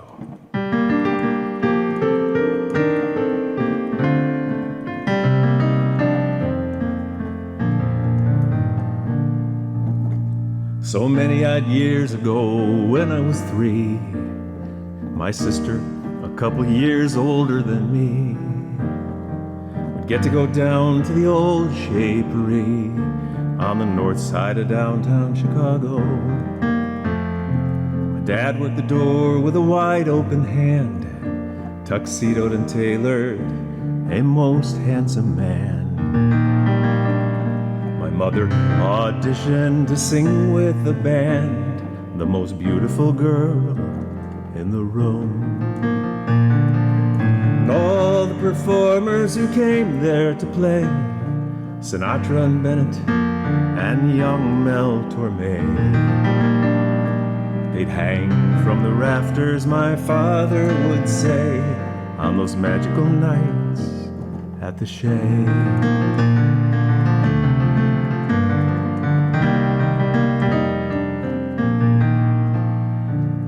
One evening that winter, my sister and me, all dressed up and bow-tied and cute as could be, we found ourselves leaning on opposite knees of a man with a rather large nose. A smelly cigar in the one hand he held, a signature hat made of floppy gray felt. He scooped us both up in his arms as he knelt, and he tickled me right through my suit. All the performers who came there to play, Jimmy Durante and young Danny Kaye, they'd hang from the rafters, my father would say, on those magical nights at the Chez.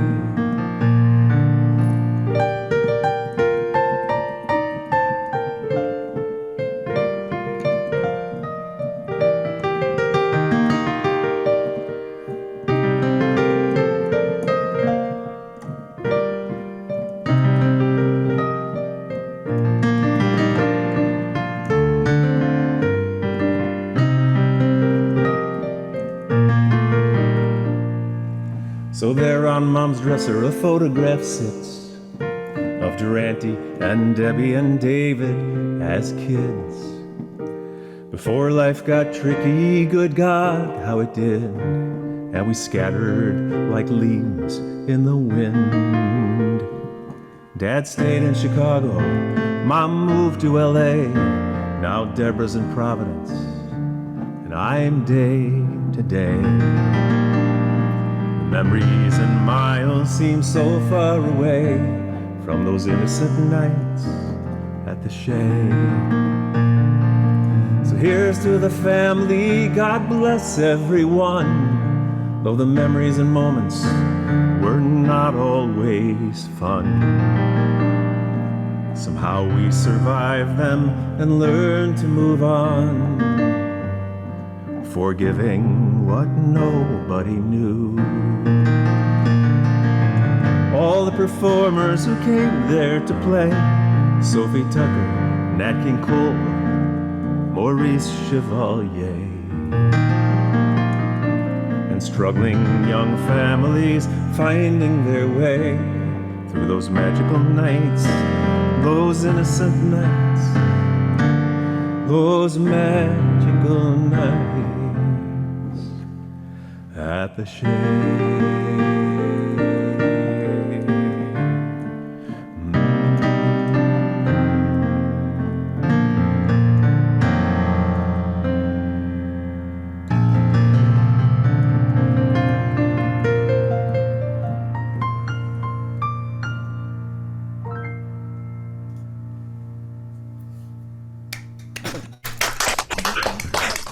Yeah.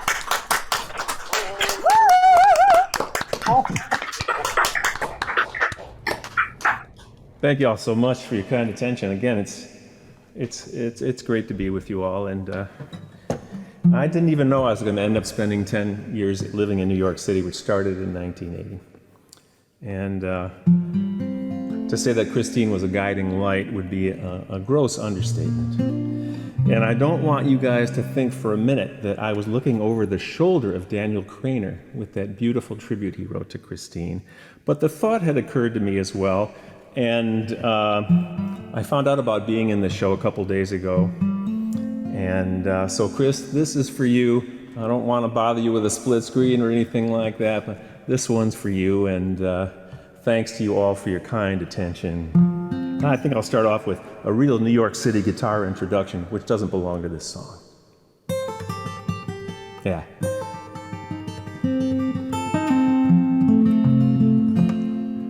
I got a little place in 1980, 6th Avenue and 12th Street in my new town. One Monday night I took a stroll and I heard some music, oh my soul, and that's the night my whole life turned around. My footsteps took me down to Greenwich Village, and through a looking glass a vision came. A bunch of people taking turns with voices and guitars, and I knew that I would never be the same. As I came to be acquainted with these writers and their songs, I thought maybe I could write some of my own. There was Jack and Rod and Paul and Frank, Suzanne, Ruth Ann and Brian and Cliff, David M., Lucy, Josh and Sean. Too many more to name here, but you know who you are. And one stood out, a real living doll. She would have you think that you were ready for the big time by the way that she would cheerlead for us all. That's Christine. That's Christine. Generous and kind and smart and never ever mean. Oh, that would be your friend and mine, Christine. When Julie Gold came up with From a Distance, Chris was taking tapes all over town. Nancy Griffith saw the light, and then the song took off, and Bette Midler won a Grammy, hands down. And the first time Christine played at Gracie Mansion, she called me up the next day, all abuzz. She said that Mayor Ed loved folk musicians, and I got to play that gig 2 times because that's Christine. That's Christine. Generous and kind and smart and never ever mean. Oh, that would be your friend and mine, Christine. She took guitar from Dave Van Ronk and networked all around, an unelected leader of our sacred underground. She got me right between the eyes when she wrote about those new age guys. That's the kind of tune I never recovered from. And I'd use any means, including artificial, to sing her praises with every word and strum. So here we'll twirl, let's see. So here we find ourselves today. She's got another birthday. Amoebas will be hopping, and her pals have gathered here. We'll twirl batons and bring you roses. You're my shero, but you know this, anything for you, my darling dear. That's Christine. That's Christine. generous and kind and smart and never ever mean. Oh, that would be your friend and mine, Christine. That's Christine. That's Christine. Knitting scarves and weaving hearts, you know who I mean. Oh, that would be your friend and mine, Christine. Everybody. That would be your friend and mine, Christine.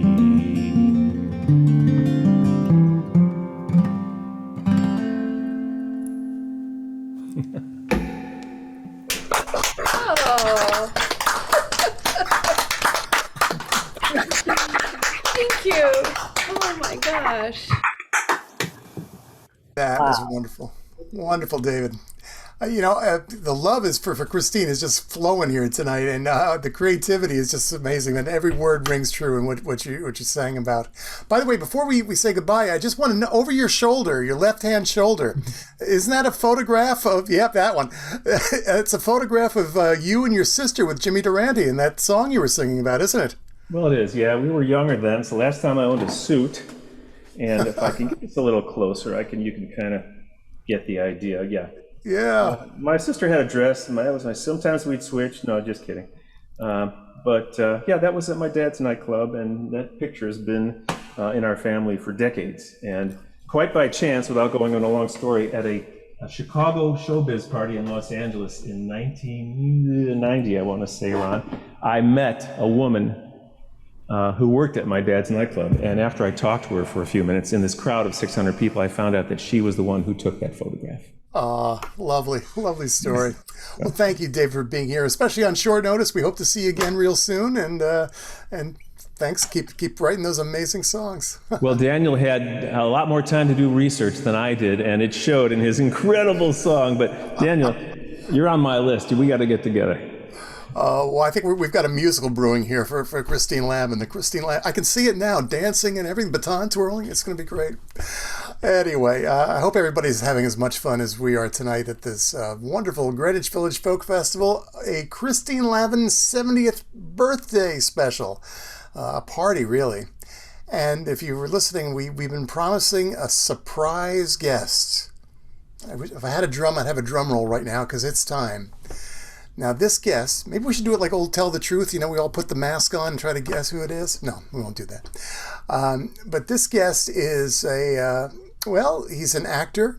He's a musician. He's a playwright. He's won 2 Primetime Emmy Awards in addition to nominations for 3 Tony Awards, 5 Screen Actors Guild Awards, and 5 Golden Globe Awards. And he's received acclaim for his roles in such productions as Newsroom, Godless, Looming Tower, The Comey Rule, and a year-long run on Broadway as Atticus Finch in To Kill a Mockingbird. Though known far and wide as an actor, his passion for songwriting is also touching audiences in a very personal way. And the foundation for his songs can be found in his own life and experiences that all of us share. We are so happy that he has recorded this special set for the Greenwich Village Folk Festival in honor of his good friend Christine Lavin. It's a privilege to welcome Jeff Daniels.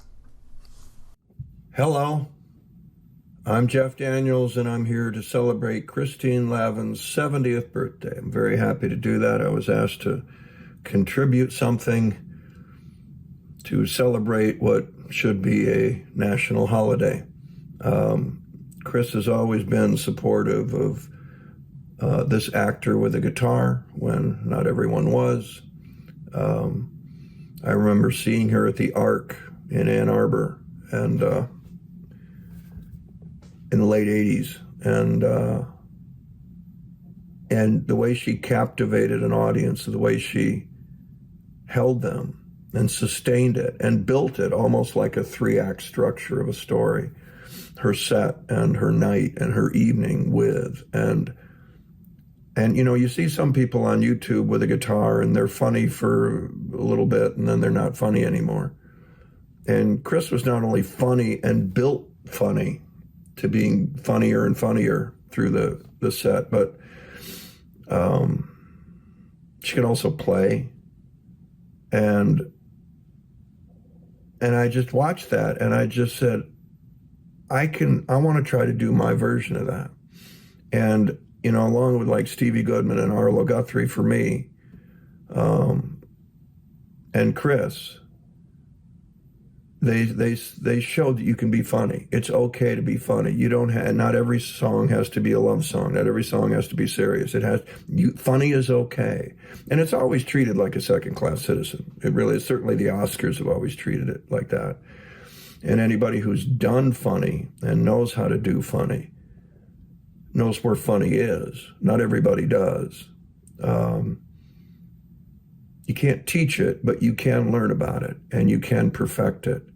And that's what I saw in the late 80s. It was somebody who had a set, who knew exactly what she was doing and how to do it. Night after night after night after night, just like a Broadway play. And I said, and I aimed at that. I'm going to play a song. It's a brand new song. I co-wrote it with Tom Paxton, and that was fun. I don't co-write very well. I'm very kind of, you know, thanks for the ideas, I'll rewrite it from here. And it's just playwright in me. You just get in a room, you shut the door, and it's just you. But Tom was so collaborative, and he kept pushing me because of something that happened that we were going to write about, which is the song Remember the Memo. Last March, I was nominated, February actually, I was nominated for a Golden Globe nomination for, I don't even remember what for. It was my 5th nomination for a Golden Globe. Now you have to understand that the Golden Globes are everything you've ever heard and worse.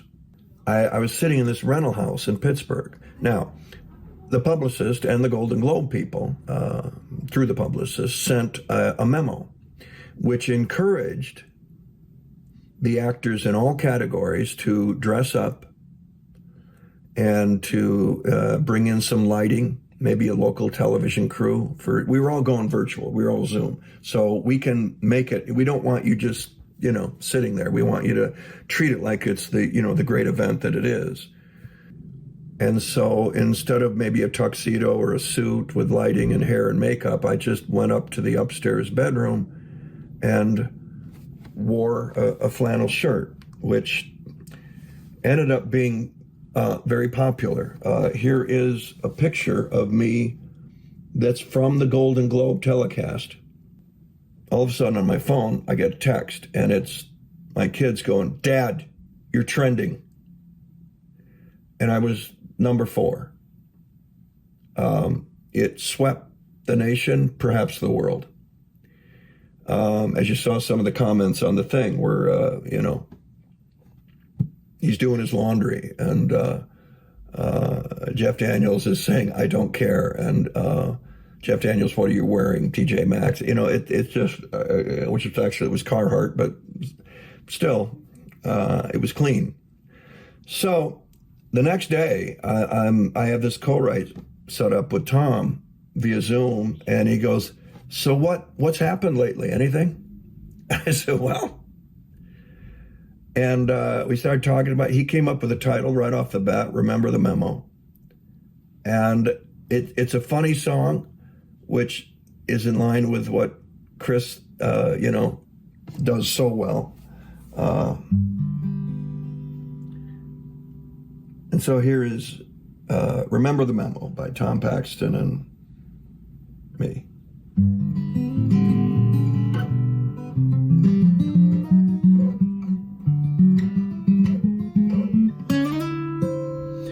As award shows go, Hollywood's Golden Globes extol tuxedos, gorgeous gowns, and rented jewels.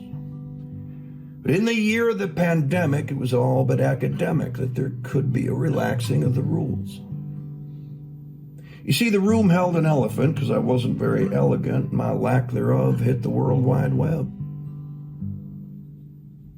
I found a flannel shirt to wear, covered up my underwear, and just like that became a cause celeb.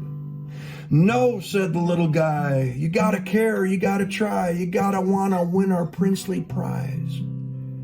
Then he spun around on tiny feet. Important people you will meet, and don't forget to always act surprised. Remember the memo. If you want to belong, you may write the music, they write the song. It's all about winning. It's all about votes. The only music that matters is in between the notes.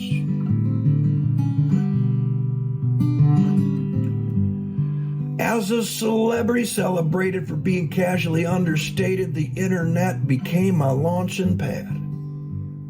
He's got his laundry on the floor. He's in a basement full of doors. He's got a vibe that says I'm everybody's dad. No, said the little guy who seemed to be about to cry. Our holy grail can be your pot of gold. We'll write your name upon the cake. Put on a tux for heaven's sake, and don't forget to do as you were told. Remember the memo. If you want to belong, you may write, love the music, they write the song. It's all about winners. It's all about votes. The only music that matters is in between the notes.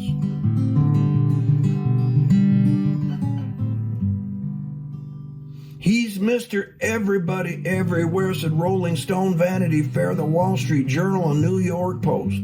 True. I'll be honest, it's beyond me, this brightest sun tsunami. And now Carhartt wants to give me all their clothes. No, said the little guy. Cross my heart, hope to die. Don't you want us to be a big success?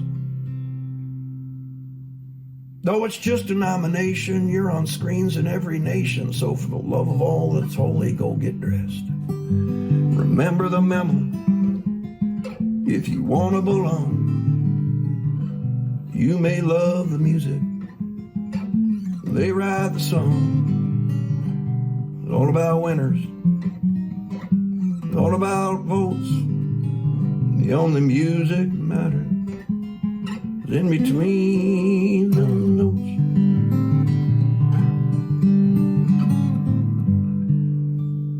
I'm on Fallon, I'm on Ellen, I'm a media Magellan, I'm a meme, a gif, an Instagram star. I guess the moral of this story is if you want the fame and glory, it's best to simply go as who you are. Remember the memo. If you want to belong, you may love the music, they write the song. It's all about winners. It's all about votes. The only music that matters is in between the notes.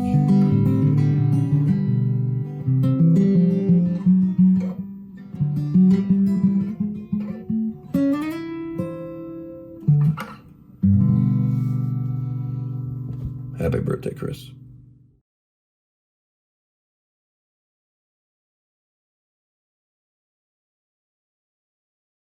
Wow, that was a very special person giving tribute to another very special person. It doesn't get any better than that, does it?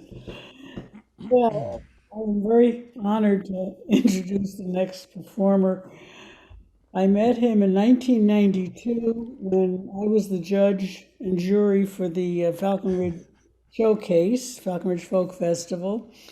And he applied for the showcase and he submitted his CD, A Road Worth Walking Down. And I found it quite interesting and I put him in the show. And we've become really close together. He thinks that one of his biggest moments was when one of his songs got on Car Talk. Well, that definitely is a wonderful thing.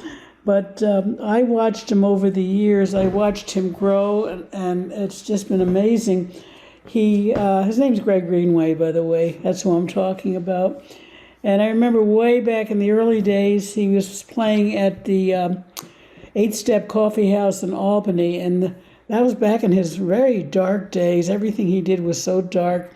And after I saw his show at the 8-step, I walked to him afterwards. I walked up to him and I said, Greg, you know, the least you could do is hand out razor blades to the audience. Well, he got the message, and he has lightened up quite a bit since then. He's put out a lot of really fine albums. He's written a lot of really great songs. And he also does a show with his friend Reggie Harris, and they call it Deeper Than the Skin, which is an amazing show featuring music and frank discussion about racism. And it's a very valuable show to watch. And now he's trying a new project. He's going to put out a CD called Songs from the Beginning. And what he's trying to do is go back to his earlier songs from way back, I guess, before Road Worth Walking Down, and re-recording them. And now that he's become so much more professional in his work, I'm sure it's going to be great. So he's a really good friend of mine, and I love him. Please welcome Greg Greenway. Oh, my goodness. Sonny, I love you right back. I mean, my goodness. What a fantastic introduction. What an incredible night. I mean, Christine Lavin, it's your birthday, and I'm so honored to be here to honor you, because where would I be without either of those two people who just were there, just Sonny and Christine. Both of you had major, major things to do with me being anywhere. And now I'm in my living room, just like Jeff Daniels. I wanted to go put my pajamas on, but no, I'm sorry, it's too late. I didn't know. So this first song is for the new year. This is a song about putting the bad behind you and getting on down the road.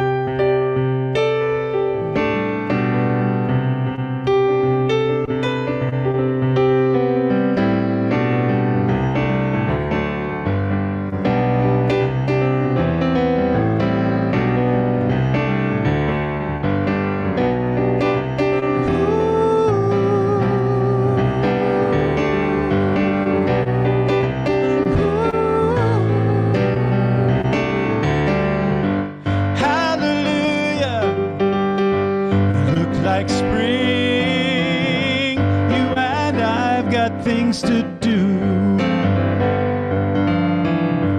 things to bury with those days of dark and cold. No offense, but goodbye, good riddance. Get up, boy, and get on down the road. Ooh, on down the road.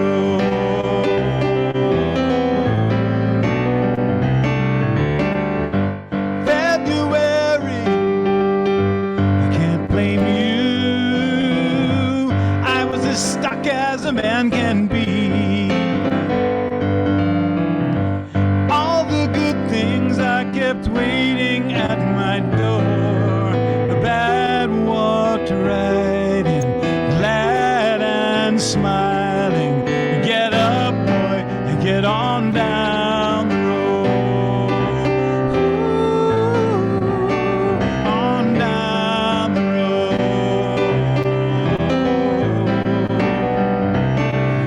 The moon's a golden sliver in the last patch of blue, fading west over the mountains. I see my soul there with it, while my feet are here in clay. Lead you around the other way. Oh.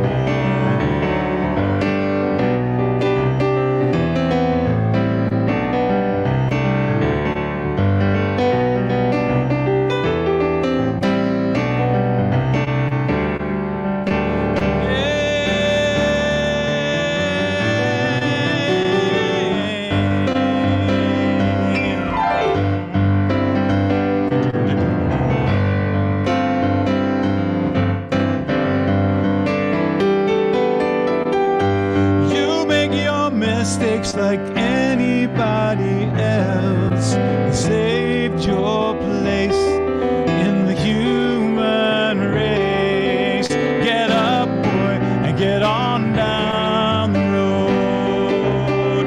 Oh, get up, boy, get on down the road. Get up, boy, get on down the road.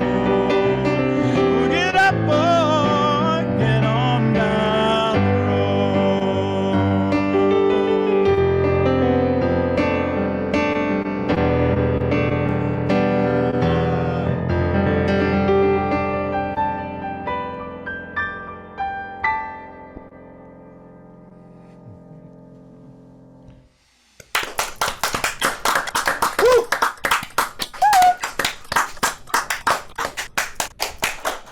Thank you.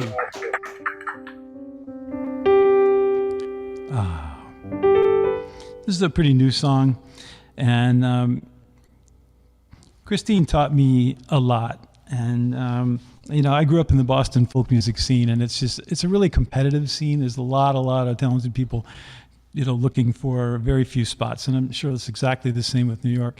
But Christine, I met her in a field, believe it or not, in New Hampshire. We were doing a show for some outdoor parks thing, and I was in the act that was opening the show as the sun was still up, and then Christine came out and did her thing, and this is a field full of families, and at the end she twirled her baton, which she's done this evening, and I just said, this woman knows something. She was fantastic. But she met me and said, you should come to the Martha's Vineyard Songwriter Retreat. And that's where I met so many people, and so many things happened from that. So there are many manifestations of love in this world. And Christine, just the love that she has given this community is a lesson to us all, and to people like me who are latecomers to the love world. So, for you, Christine, love has brought me here.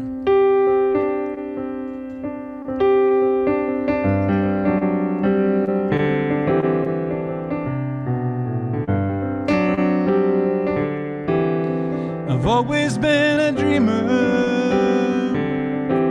It's the way that I've found. Keeping my head in the clouds, my feet off the ground.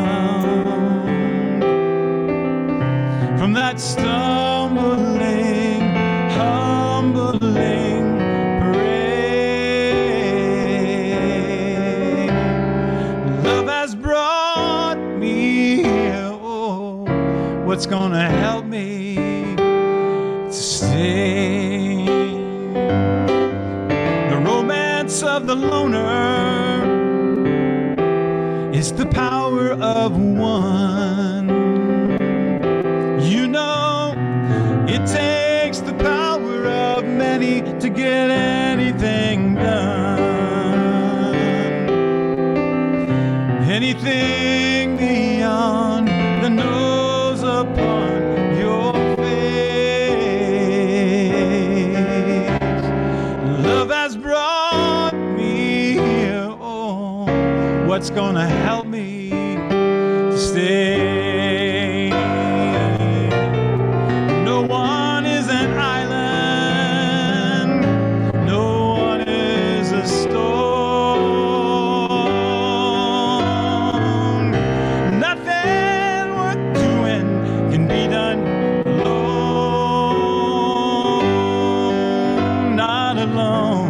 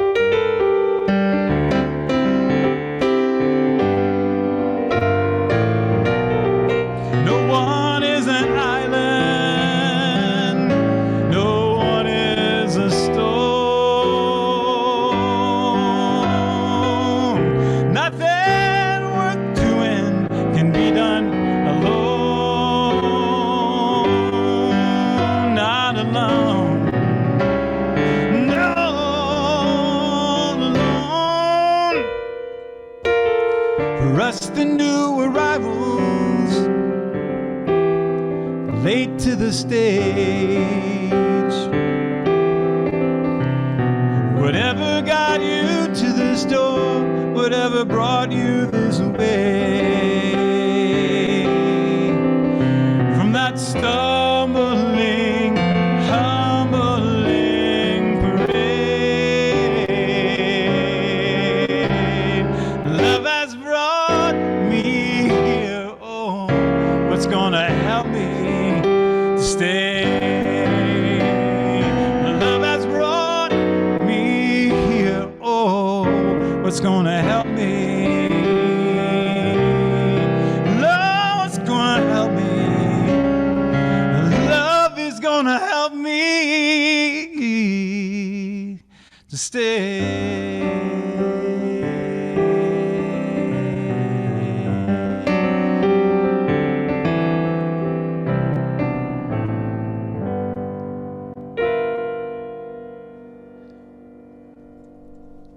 And that's that. Yeah. Thank you. Woo! Okay, I'm going to go over here to the guitar position and drink something.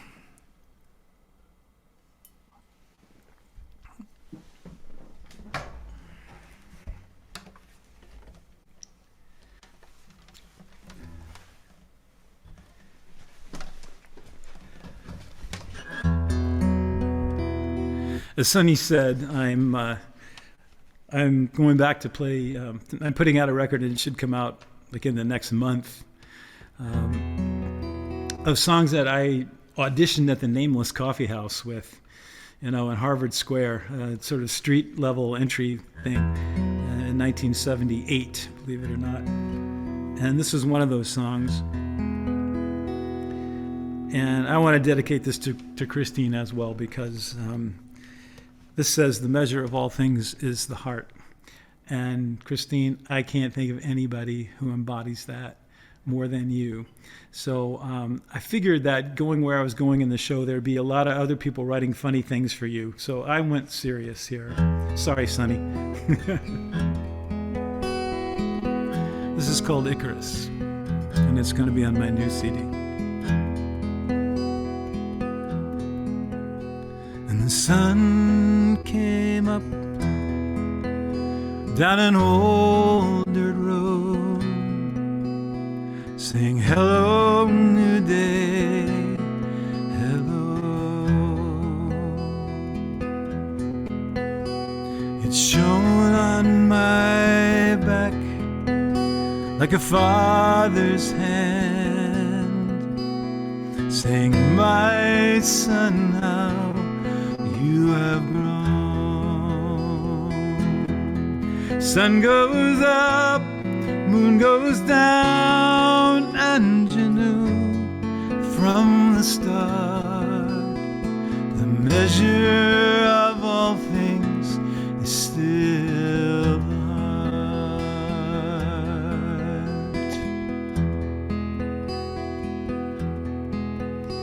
And the bum lay down in a rain-wet street,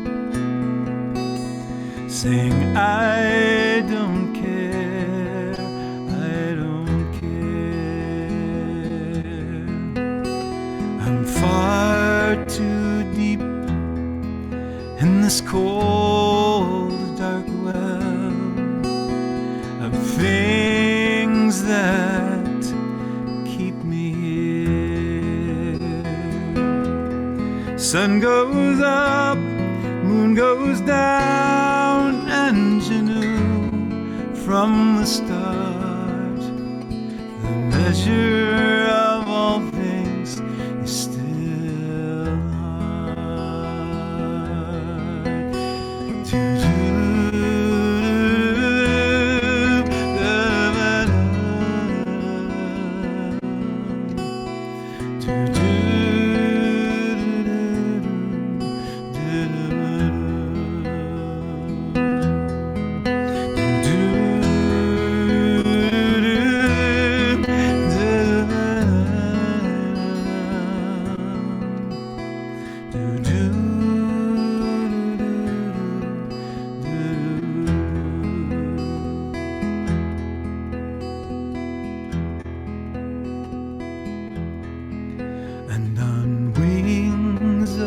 tracks. He flew too high till he fell into the sea, and the ship sailed on, and the farmer plowed, and the day passed gracefully. Sun goes up, moon goes down, and you knew from the start the measure of all things is still hard. Sun goes up, moon goes down, and you knew from the start the measure of all things is still the heart.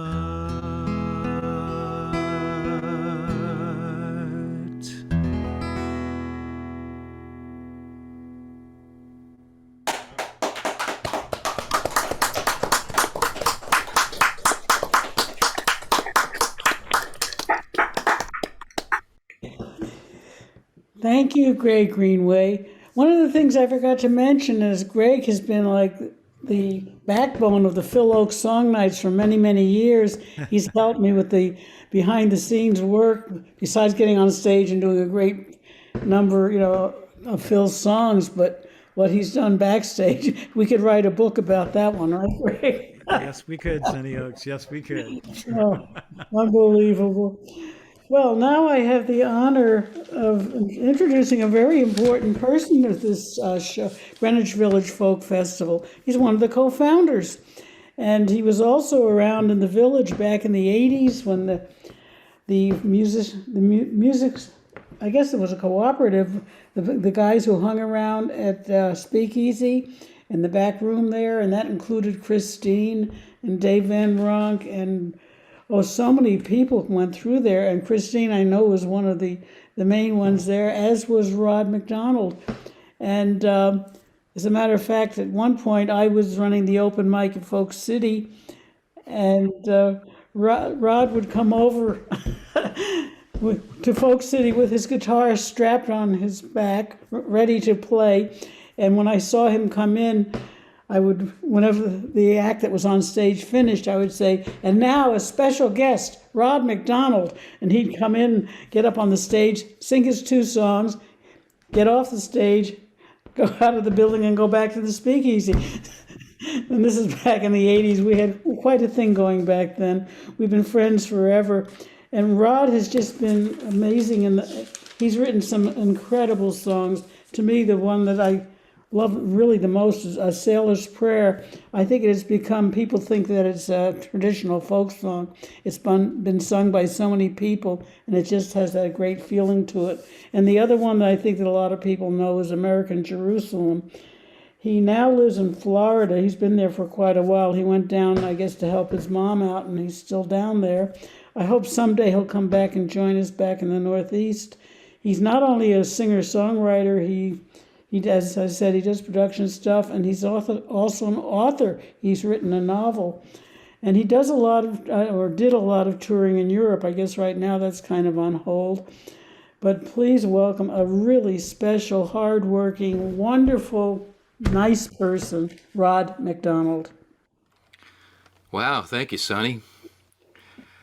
Chris, my wife Nicole hung up the Happy B-Day decals for you here on our on the Purple Throne. I just hope you appreciate that. Thank you, Sonny, for that really nice introduction. Those are fun times. Although I'm not sure Robbie and Marilyn were ever that happy about me doing that. Maybe they didn't care. Nobody ever said much about it. I'm going to have to tip this down a little bit, though, just because I know some people like to be able to see the guitar. Well, thanks, Christine, so much for inviting me to be part of the show today. It's great to be here, and I've been just enjoying everybody's music so much that I've kind of had to change gears here and get into the thought, okay, now you gotta sing and play too. So let me play a song for you and see if I can get it going a little bit.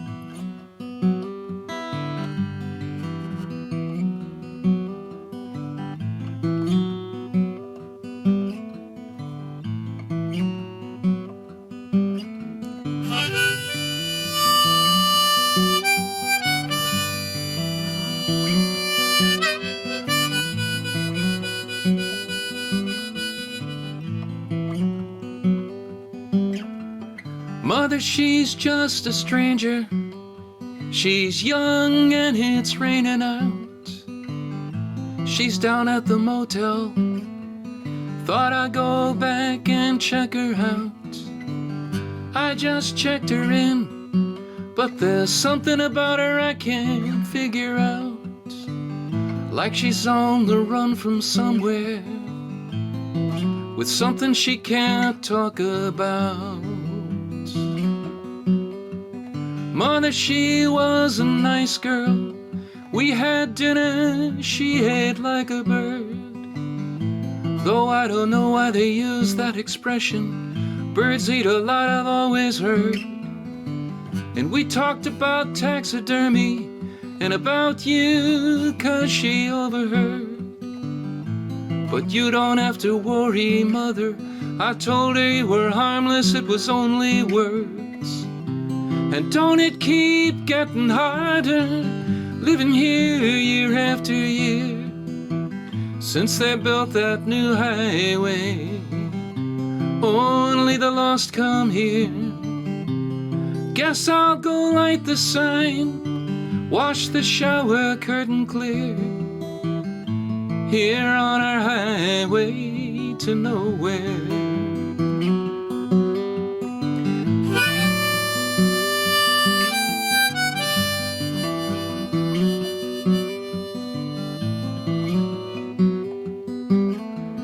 Mother, you remember that girl I told you about in the motel room?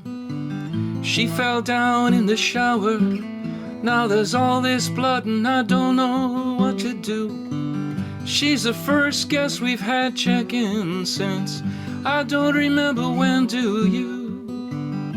And I had to drown her car and all of her belongings too. And don't it keep getting harder, living here year after year, since they built that new highway. Only the lost come here. Guess I'll go light the sign, wash the shower curtain clear, here on our highway to nowhere. And Mother, I don't know what to do. I can't simply leave her there. She gave me a different name than the one she wrote on the register. She left the water running, now the tiles are in need of some repair.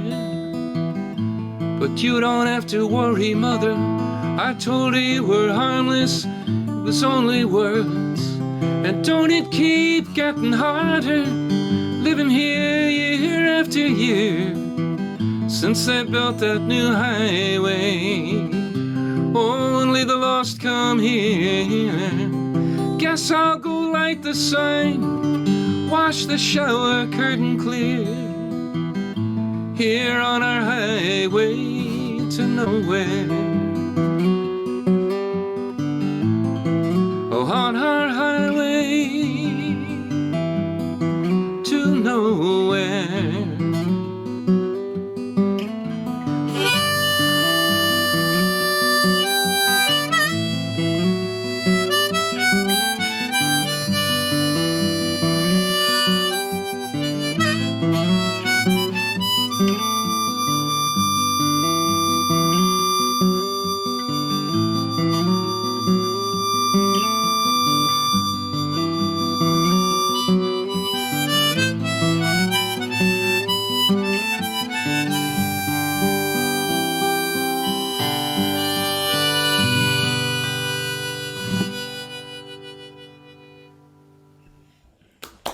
Wow.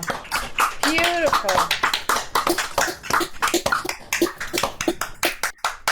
You know, I've never been able to figure out if that's a funny song or not. I remember the first time I sang it, really in any public place that mattered, was in one of the fast folk shows at the Bottom Line. And about halfway through it, people started laughing. And it was a surprise to me the first time it happened. I didn't really know what to do. And on the spot, I kind of decided not to join them, because I thought that that would be unfair to Norman, who, of course, is a fictional character, the love song of Norman Bates. But all the same, just thought it would be fun to sing that one tonight. Well, not so long ago, Christine called me up and said, I see you're going to be in New York playing the Cornelia Street Cafe, you and Mark, Dan. And I said, yeah, on a Monday night. And she said, do you think you could get out early enough to come up to Roseland and sing a song for us at the open mic? And so I went up. No, it was Birdland. Birdland. Birdland. Yes, Birdland. Sorry. Thank you. And Chris was involved in running the open mic there. And so I went up there, and the first thing that happened was she introduced me to Michael Feinstein, which was kind of a wild thing right off the bat. So then she said to me, have you decided what you're going to sing? And I said, no, I got no idea. And she asked me to sing this next song for you so she could sing it with me. So in lieu of a set list, I thought, well, let's play this one tonight, and hopefully, you know, anybody who wants to can sing along. Although I do recommend not turning on your mic if you do so. But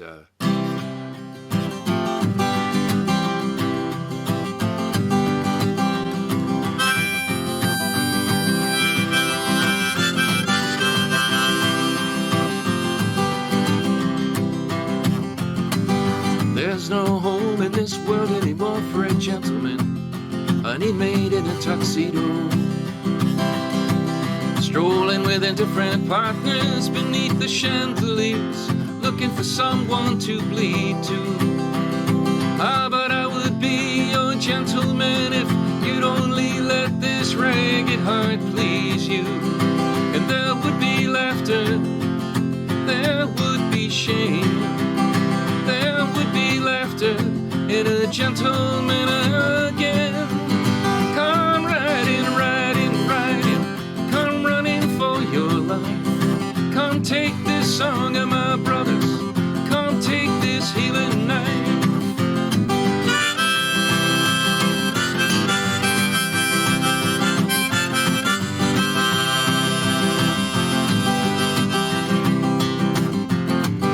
There's no home in this world anymore for a saint, with a salesman to franchise his sandals, to heal the faithful and hear all their complaints in the theaters of Los Angeles, to stand in the garden and ask for nothing.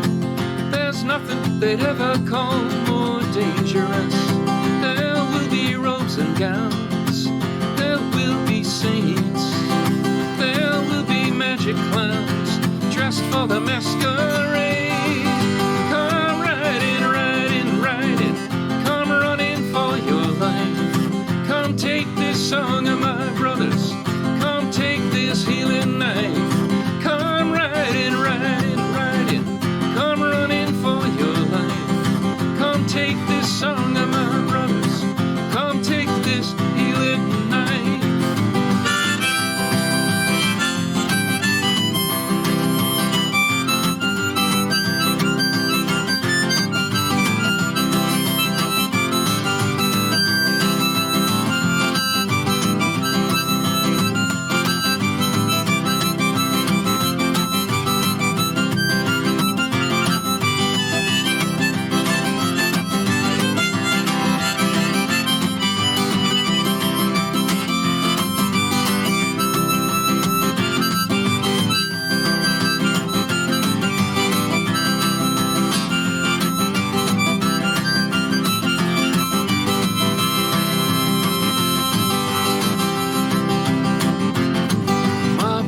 brothers are the shattered bones of volcanoes, piled as the walls of loneliness. My brothers are the scattered chunks of tombstones, like weeds on abandoned mountains. My brothers are the windows of the hurricane that open on everyday heroes.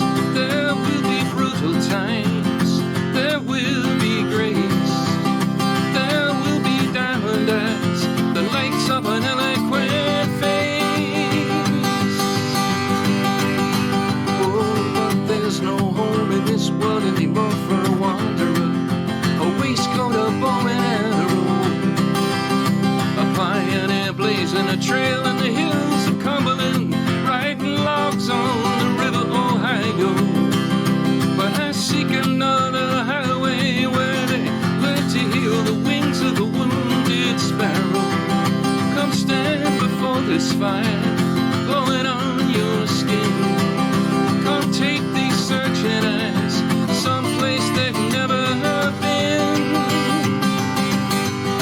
And come riding, riding, riding, come running for your life. Come take this song of my brothers, come take this healing knife. Come riding, riding, riding, come running for your life. Come take this song of my brothers,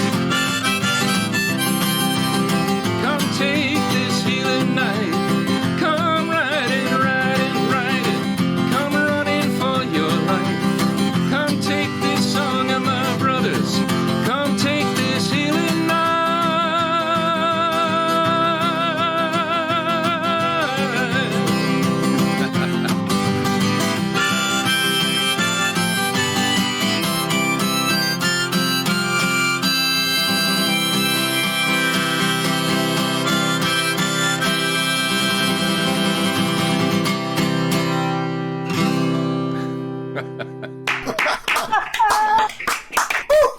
I always wanted to have a light show on that song.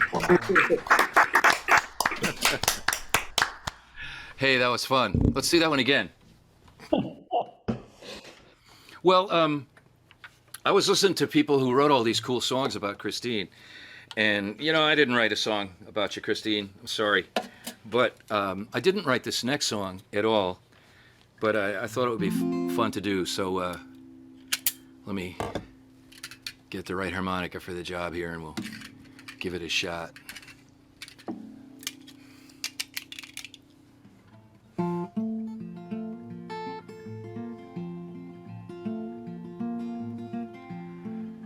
You know, I don't know if it's true of all the Greenwich Village folk festivals, but this one tonight has several people in it that I consider really good friends, whose music has meant a lot to me through the years, and it's great to be part of one of these shows. Everybody says that, oh man, I'm so glad to be in this group of people, and I really feel that way myself. It's just a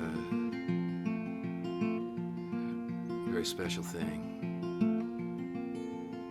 She's a famous actress, movies and TV. I recognize her as we climb the stairs of the IRT. We cross the street together, we're moving up Broadway.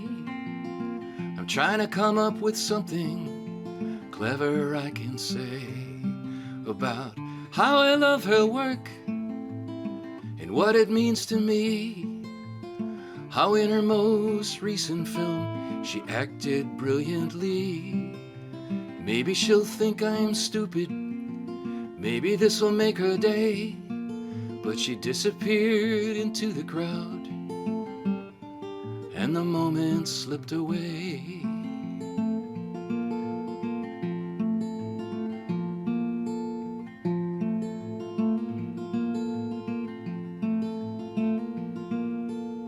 He works the wards at Bellevue Hospital, mail delivery. For 2 years every weekday morning he said hello to me. We joke about the local teams, the weather of the day. though there were many other things I really wanted to say. You see, he wasn't like the rest of us. It was a struggle for him to walk. You had to concentrate really hard just to understand him talk. I wanted to ask him, where do you get the courage to come to work each day? But I quit that job and I moved along, and the moment slipped away.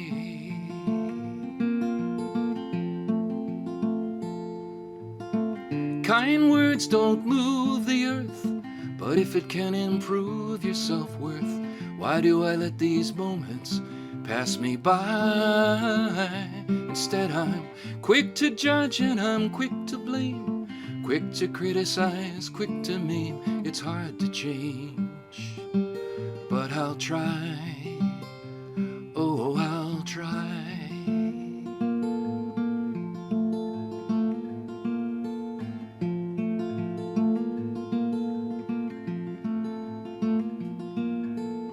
So maybe it's your best friend or the next stranger you see.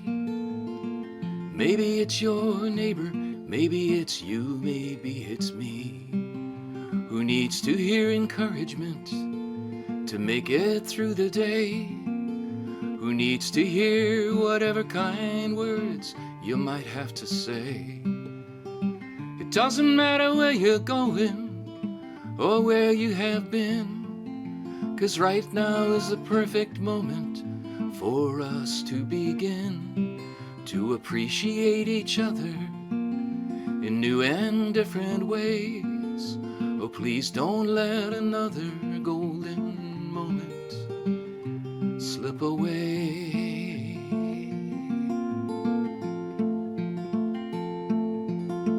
Kind words don't move the earth, but if it can improve your self-worth, why do I let these moments pass me by? Instead, I'm quick to judge and I'm quick to blame, quick to criticize, quick to maim. It's hard to change, but I'll try. Oh, I'll try.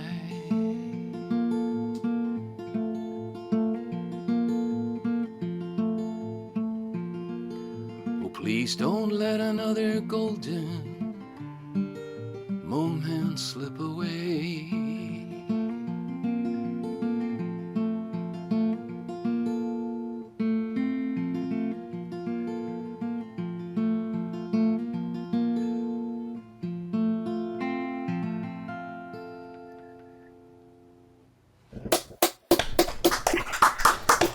Of course, it's written by Christine Lavin. I just love that song, Chris. Thank you so much for asking us. Thank you so much, Rod. You know, you brought up something, the fact that you really appreciate and like so many people who are on the show tonight. You've known them and they've become friends. And, you know, I think there's something in the folk music world that they don't have anywhere else, and that is community. We are definitely an amazing community of people. We all know each other. We respect each other. We see each other constantly at different places, at festivals, at conferences, places like that. And I think because of the community that we are, I just thought of something as I was listening to all of this. The title now, the new title for Christine Lavin, I dub her the Queen of Community, because there is nobody who does more to bring our community together than Christine does. I'll second that. Thank you. Okay, and the other thing that we are not only a community, we are a family. And we are a family that is, in many cases, made up of families. I think of generational families like the Chapins. I mean, Harry and Tom and now Tom's daughters. And then the Guthrie family. I got 3 generations, Woody and then Arlo and now Arlo's kids. I mean, there's so much. And the Seegers. Well, the 3 siblings, Mike, Pete, and Peggy. And then there's another family of siblings that's kind of interesting, and that's the Taylor family. You have James Taylor, you have Livingston Taylor, and you have Kate Taylor. Now, I find this phenomenal. I mean, I'm so glad I get to introduce this because this is like a once in a lifetime. How many performers do you know that put out a CD, a successful one, in 1971, which was produced by Peter Asher, who is really well known in the business. And the CD was called Sister Kate. And then 50 years later, another CD. I mean, there were a couple of blips in between, but Kate Taylor spent her time with her family. What a wonderful thing to do. And just forgot about the music business. Now, all of a sudden, 2021, brand new CD called Why Wait? 50 years later, I don't think any other performer can make that statement. Kate, I congratulate you, and I welcome you to the Greenwich Village Folk Festival, and thank you for being part of Christine's party. Here we have Kate Taylor. Hi, thank you so much, Simon. Thank you. It's a pleasure to be here. It's such a nice night. I'm having the best time listening to all the beautiful songs and all the wonderful players. Thank you so much, everybody. And thank you, Christine and Rod and everybody for inviting me to participate tonight. It's Christine, I can tell you that when I turned 60, one of my friends said, don't worry, just think of it like you're a baby elder. And then I realized that 70 is like the tween elder. So welcome to tween elderhood. It isn't fatal. It's fabulous. Now I did record a couple of records in the meantime between 1971 and 2021. One was produced by Brother James at Atlantic Studios in New York, and on that record we recorded a song that he had written especially for birthdays, and so I'm going to sing that song for you tonight, a cappella, which just goes, well, a year has come and gone since your birthday, and it's time for me to sing you this song. Ain't it wild? You can still feel like a child, but the time won't stop moving along. Happy birthday to you. Happy birthday to you. Happy birthday, sweet Christine. Happy birthday to you. I hope your good friends can be around you. I hope you're feeling just fine, just fine. Someone should throw a mighty party, 'cause I know you know how to have a good time. Happy birthday to you. Happy birthday to you.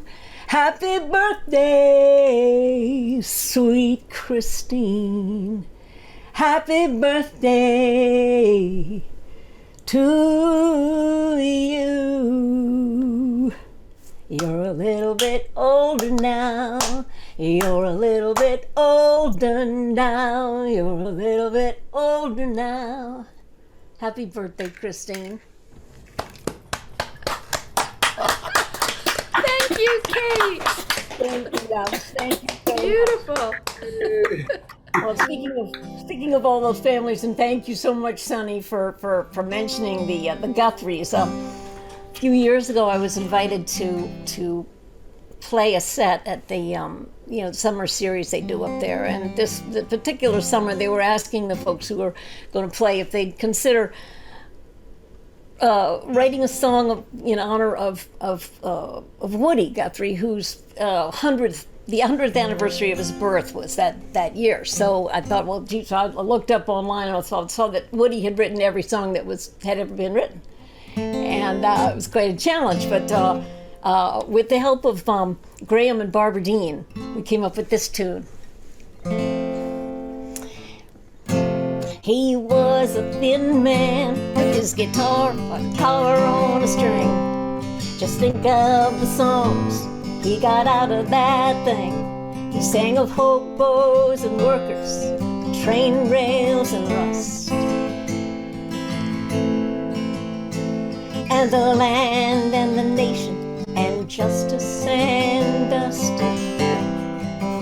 And if songs were diamonds, he had a hat full. And if stars were the best of them, he had a sky full. If man is not perfect, he was a man. And if a singer tells the truth, he sang. There were people who flocked, and people who feared him, and people who mocked, and people who cheered him. And what he said then still speaks to today. How far have we come since he walked this way? And if songs were diamonds, he had a hat full. And if stars were the best of them, he had a sky full. If man is not perfect, he was a man. If a singer tells the truth, he sang. And if you can measure a man by the truth that he tells, and where that truth rings, and where that truth dwells, this man was a giant. You can feel his reach in the songs our children sing. This man was a giant. You can feel his reach in the songs we the people sing. In the songs we the people sing. In the songs we the people sing.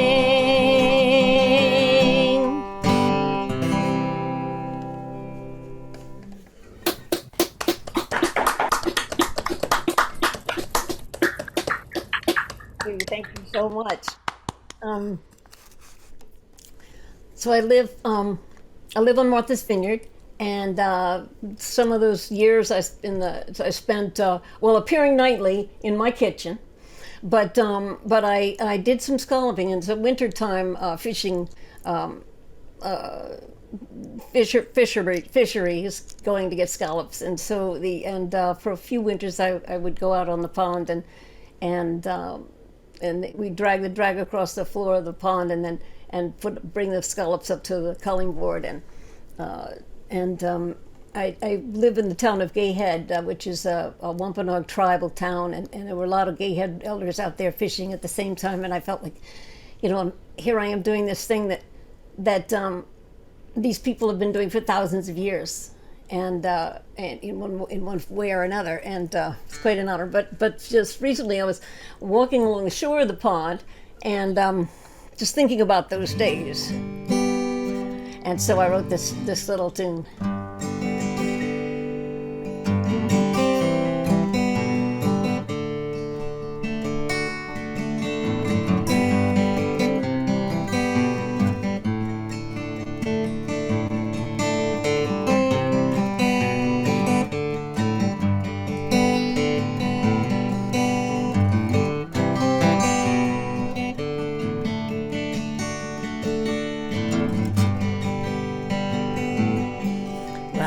Walking in the water, feet on the pond floor, and I'm hearing God's breath along the shore. This pond where in winter the snowflakes fell, I fish beside the elders, I remember it so well. The clacking of the scallops, the engines purr, They must have wondered what's up with her. They must have thought I'm some kind of princess on the ponds, scraping seaweed off the culling board with my tiara on. Here and now on the shoreline, thank you is the prayer, 'cause everything else is already here. The water whispered something, wish I'd written it down. I can't remember what was said, but I can still hear the sound. And if you're out there somewhere listening too, you just might hear what I hear, and it might comfort you. Here and now on the shoreline, thank you is the prayer, 'cause everything else is already here. Here and now on the shoreline, thank you is the prayer, 'cause everything else is already here.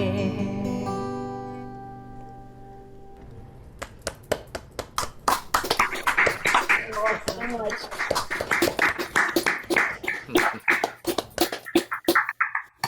Beautiful.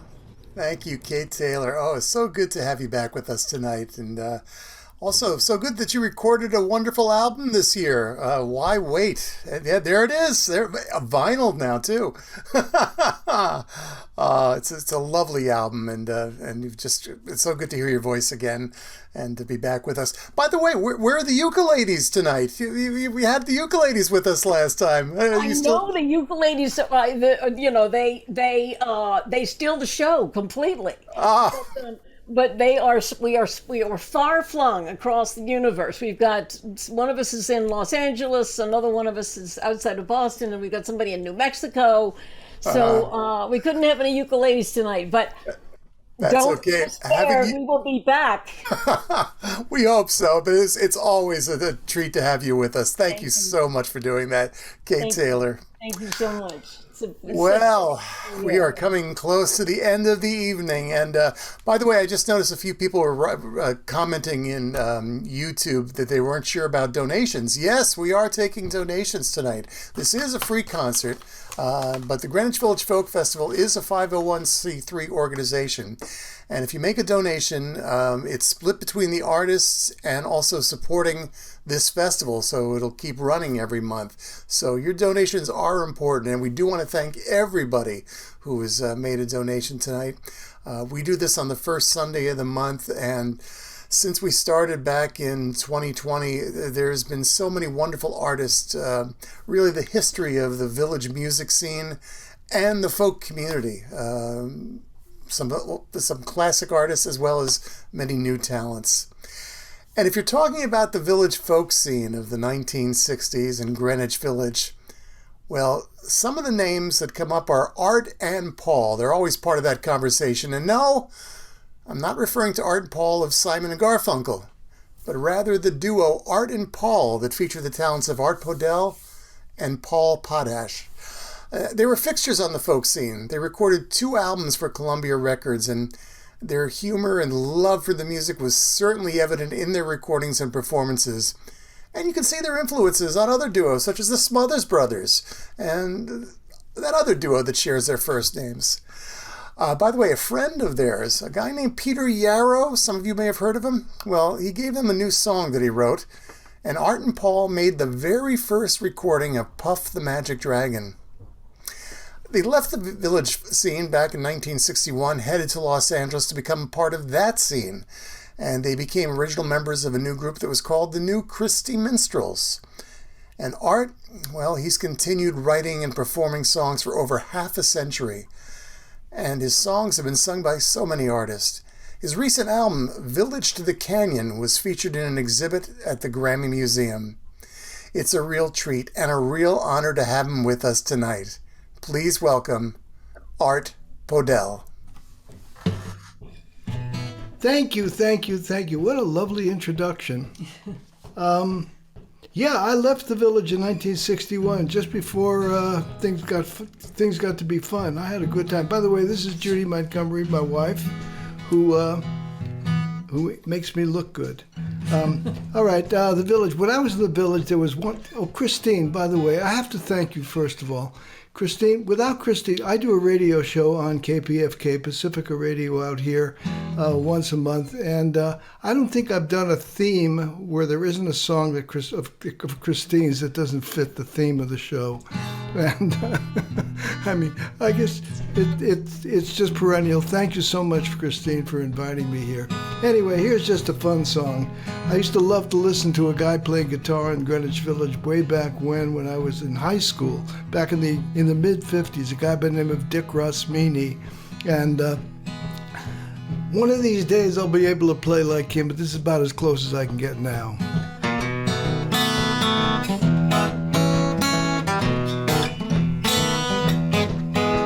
Can't really say that I worry much. Can't really say that I care. Then again, I don't depend on much. I figure fair is fair. I just do what I want to do. I do what I've already done. I'm no better or no worse than you. Sometimes I'm the lucky one. I figure even a blind squirrel finds a nut. A broken clock's right twice a day. You may be heading in the wrong direction, but a luck just might be heading your way.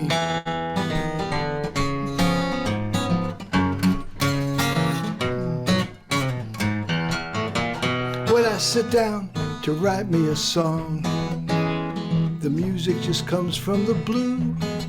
Hey, it's my song, right or wrong. After all, it's what I do. I beat my head against the wall for a rhyme. Bony fingers make this guitar sing. I may be headed for the big time, then again might not be no big thing. I figure, like I said, even a blind squirrel finds a nut. A broken clock's right twice a day. You may be heading in the wrong direction, but the luck just might be heading your way.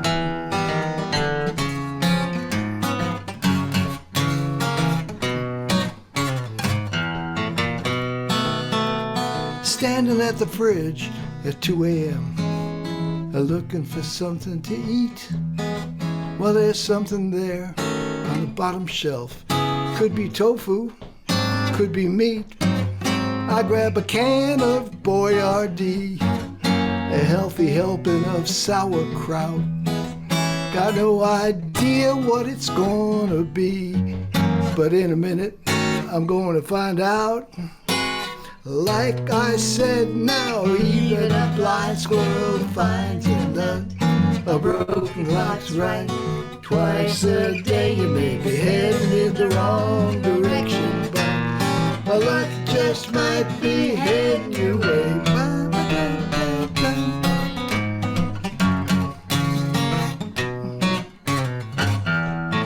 So if you're concerned about it all, confused about your fate, just remember it's not your call, and it's never ever too late.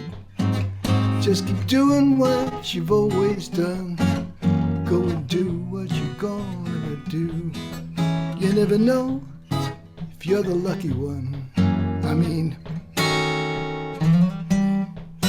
do you? Even a blind squirrel finds a nut. A broken clock's right twice a day. You may be headed in the wrong direction, but a luck just might be heading your way. Ba-ba-da-da-da.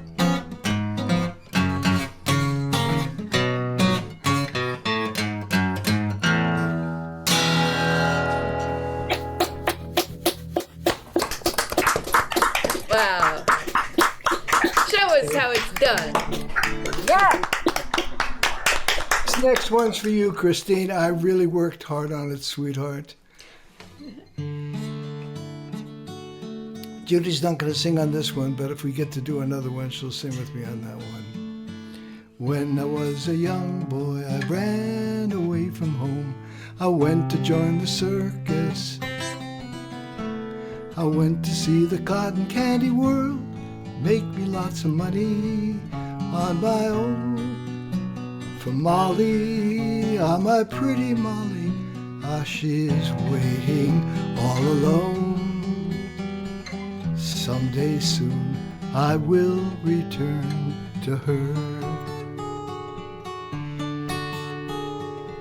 Then I made the big time bright light show, 'cause I'm really in the circus. There's only one thing wrong, I haven't made a penny on my own. For Molly, ah, my pretty Molly, but she's writing every day. Molly understands, so it's okay. Ride a windy boxcar, see 1,000 children, young and old. Oh, the grease paint smile can hide your soul. Oh, here come the carousel, see what town it is, feel the thrill. Grease paint covers everything but winter's chill. La la la la la la la la la la la.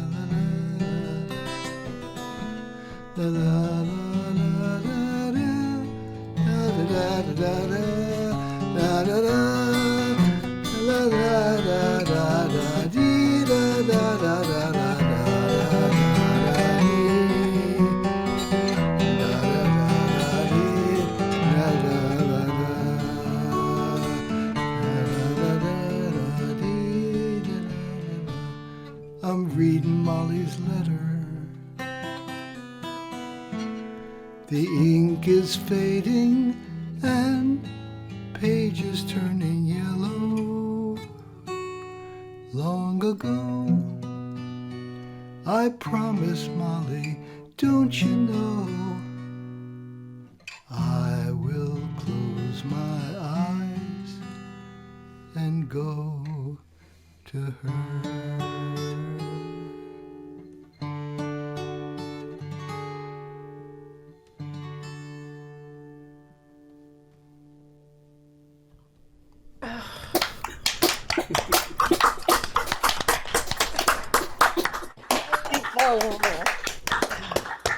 If you know what I had to do, Christine, to find those chords for that middle section.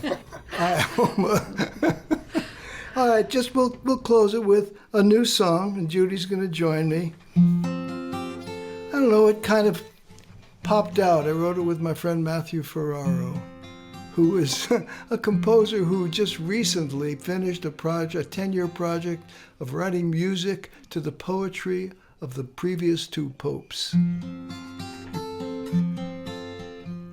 Talk about folk music. There's a song for the earth, a song for the sky, a song for the moon and the stars on high. There are songs of joy, songs of strife, songs about the struggle for a better life. But when darkness descends from up above, when dust and danger threaten our love,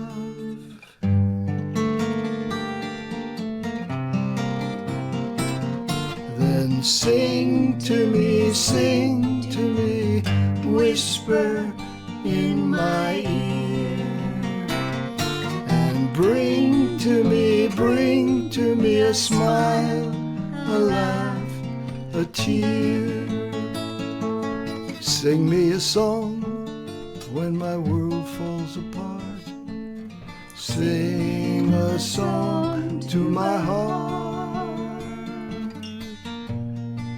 a song to my heart.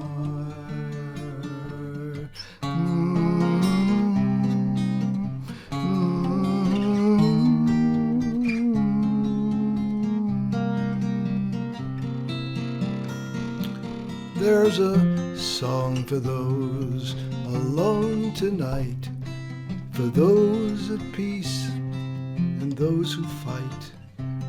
There's a song for those who protect the weak, a song for those too timid to speak. But when darkness descends from up above, when dust and danger threaten our love,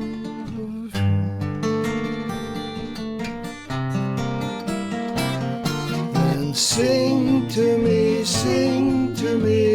whisper in my ear, and bring to me a smile, a laugh, a tear. Sing me a song when my world falls apart. Sing a song to my heart, a song to my heart. Thank you and happy birthday, Christine. Oh, thank you, Art. Star hearts here. I wonder, would you mind? Would you honor us with an encore and in honor of Christine? My goodness, I'd love to. What's happening is, you ever get a finger cramp? Oh no. Let's see, an encore. What can we do as an encore? Okay. All right. Here's an encore that Judy and I can do together. Thank you very much for the encore. This is the story of leaving New York, coming to California. Well, we traveled all alone across this wide and open country, running from the long years, looking back on hungry times. Backed up all our songs and the memories inside them. Slipped the keys into the mailbox, left yesterday behind. Just a dinker, dog, and Paul, an old Martin and a banjo. A Chevy engine rumbling like a rusty old train. A box of donuts and some coffee, they'll get you past Chicago. Setting sun to guide you through the thunder and the rain. And we sang our songs in California as we stood on that long Pacific shore. Sang our songs in California, and they sounded like they sounded when we sang them all before. And we felt young and free, like we felt before. Down to Route 66, past the mountains west of Denver. Camp out in the desert where it meets the Great Divide. Stop when we were hungry just to sing for our supper. Drop a dime on 00 just to let them know we try. And we sang our songs in California as we stood on that long Pacific shore. Sang our songs in California, and they sounded like they sounded when we sang them all before. And we felt young and free, like we felt before. Do you believe there's promise for the dreamer? Do you believe his song can be his prayer? Well, I believe the music was waiting for us there. Like the promise of a sunrise reaching down a sleepy canyon, the mighty ocean waters crashing down upon the sand. In a shooting star above you, whispers in the silence. You can find your dreams here, you can hold them in your hand. And we sang our songs in California as we stood on that long Pacific shore. Sang our songs in California, and they sounded like they sounded when we sang them all before, and we felt young and free, like we felt before.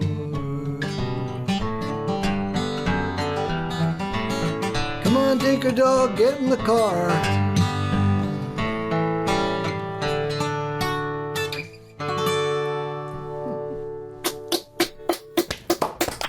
Thank you.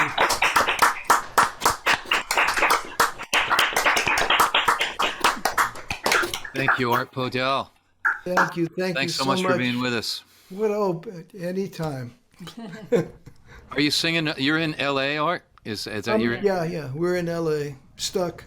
Are you doing any singing locally around town while you're out there, or is there anything going on in L.A.? As much as what's going on, yeah, there are a few venues. Bob Stain, who used to run the Ice House out here, still is running the Coffee Gallery backstage. But we've been singing out in Arizona. We've just gotten invited to go do an evening in Colorado. And there's enough stuff to do, and with the help of Zoom and the other facilities that are online, we get to all hang out with each other and have fun and write songs. Hey, that's great. I wish there were more out here. I know back east there's a lot more. We've been thinking. Actually, back east, a lot of stuff's getting canceled everywhere you look. So yeah, I know we're having the same issue. We had a show that just got canceled out here. Yeah. Well, listen, it's really been a great pleasure seeing both of you. Oh, it's wonderful. Thank you, and I loved it. And thanks to Christine so much. And happy birthday. And happy birthday. Oh, Well, thank you. Can you hang around, Art? Because we're all going to chit chat for a little bit. Yeah. Sure. We're gonna wind this up and then have a little backstage gathering offline.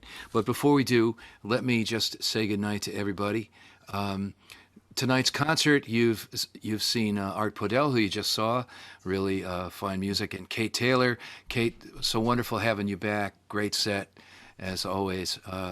Greg Greenway, David Roth, Mike Agernoff, Scott Ainsley, Dan and Claudia Zanes, Daniel Kaner, and way back at 7 o'clock, Christine Lavin herself, the birthday girl, whose birthday we're celebrating tonight, a 70th birthday.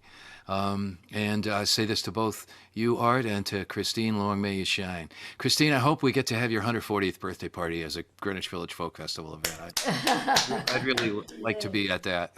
Well, I'll have to invest in cryogenics.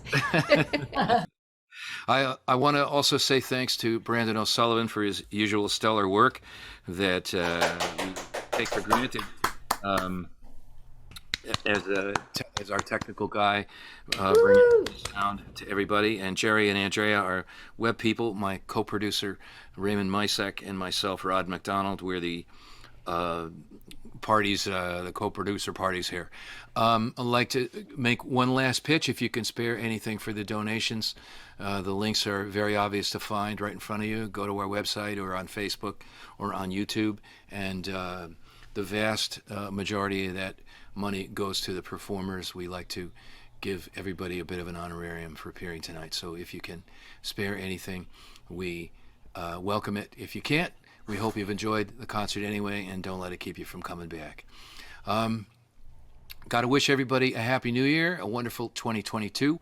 We'll be back the 6th of February at 3 p.m. It's the same day as the Super Bowl, and so we're going to anticipate the hoopla by coming online from 3 to 6 p.m. And I don't have the lineup to announce, but I can tell you that Chris Smither and Sloan Wainwright will be joining us, along with, I believe, Louise Mosery and some other people, and I should have the list in front of me, but guess what? I don't. I'm real sorry. But look for it to be posted in the next few days, and it will be another wonderful concert, I'm sure. And that's it. Also, special thanks to Sonny Oaks, who's still awake, I hope, and with us. Thank you, Sonny. Always wonderful to have you here. And Ron Olesko for your stellar work as always as MC. My wife Nicole says he's the best. Thank you. And last but not least, whenever you watch a Dean Martin roast or anything like that, the last word always goes to the performer who's being treated. So I think that, Christine, can you join me for a moment on here and just say goodnight to everybody? And before we go offline, can you split the spotlight? Before we go offline, I think that we should all turn our mics on and sing a Guinness World Record breaking out of sync version of Happy Birthday all at the same time. Just go for it. Total chaos. Everybody turn your mics on. No key or nothing, then just go for it? Well, do you got your piano? Is your piano still handy? That's the key of G right there. How's that? Greg, kick us off.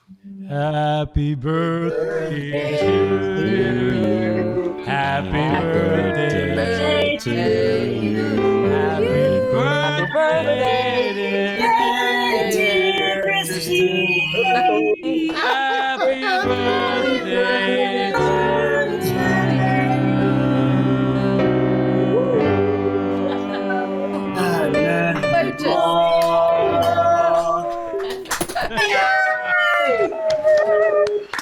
Where's the cake? Where's the birthday cake?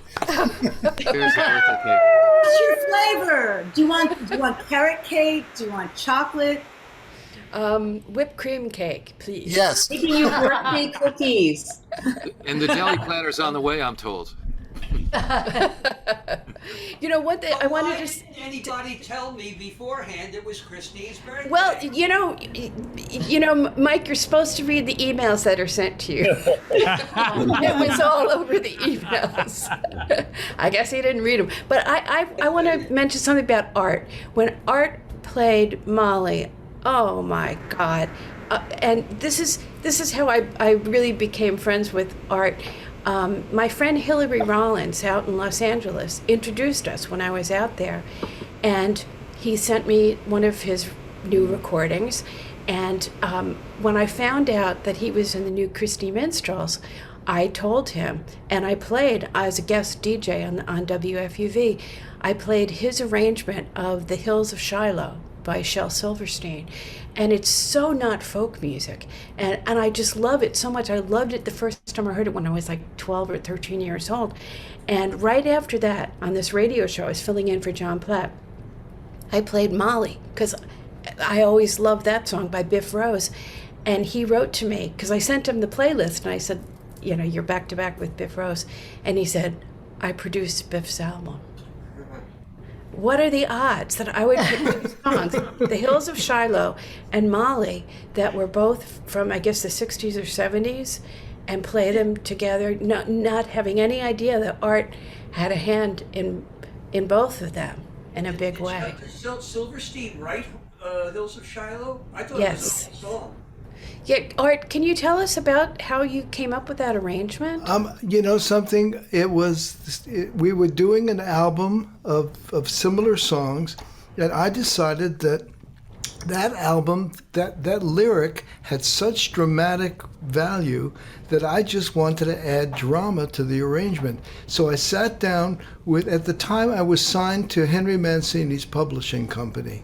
So I went up to the offices and I grabbed Henry's book on orchestration, and I went back to my house and I lay on the rug for a week solid with a little handheld piano, looking at his orchestration book, learning how to orchestrate, and I arranged it as though I were arranging a stage play.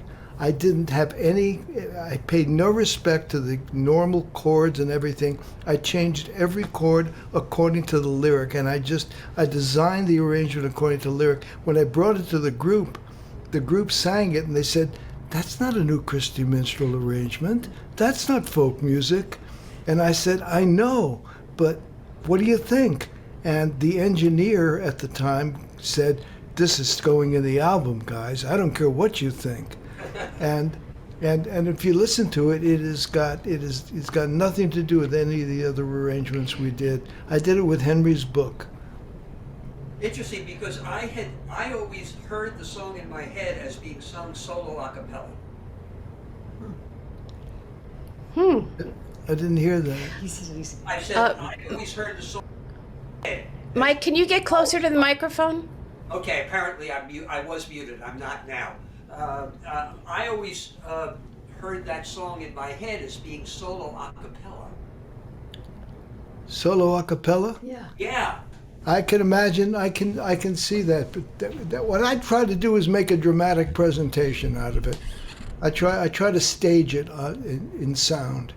Did you ever perform it live with the group?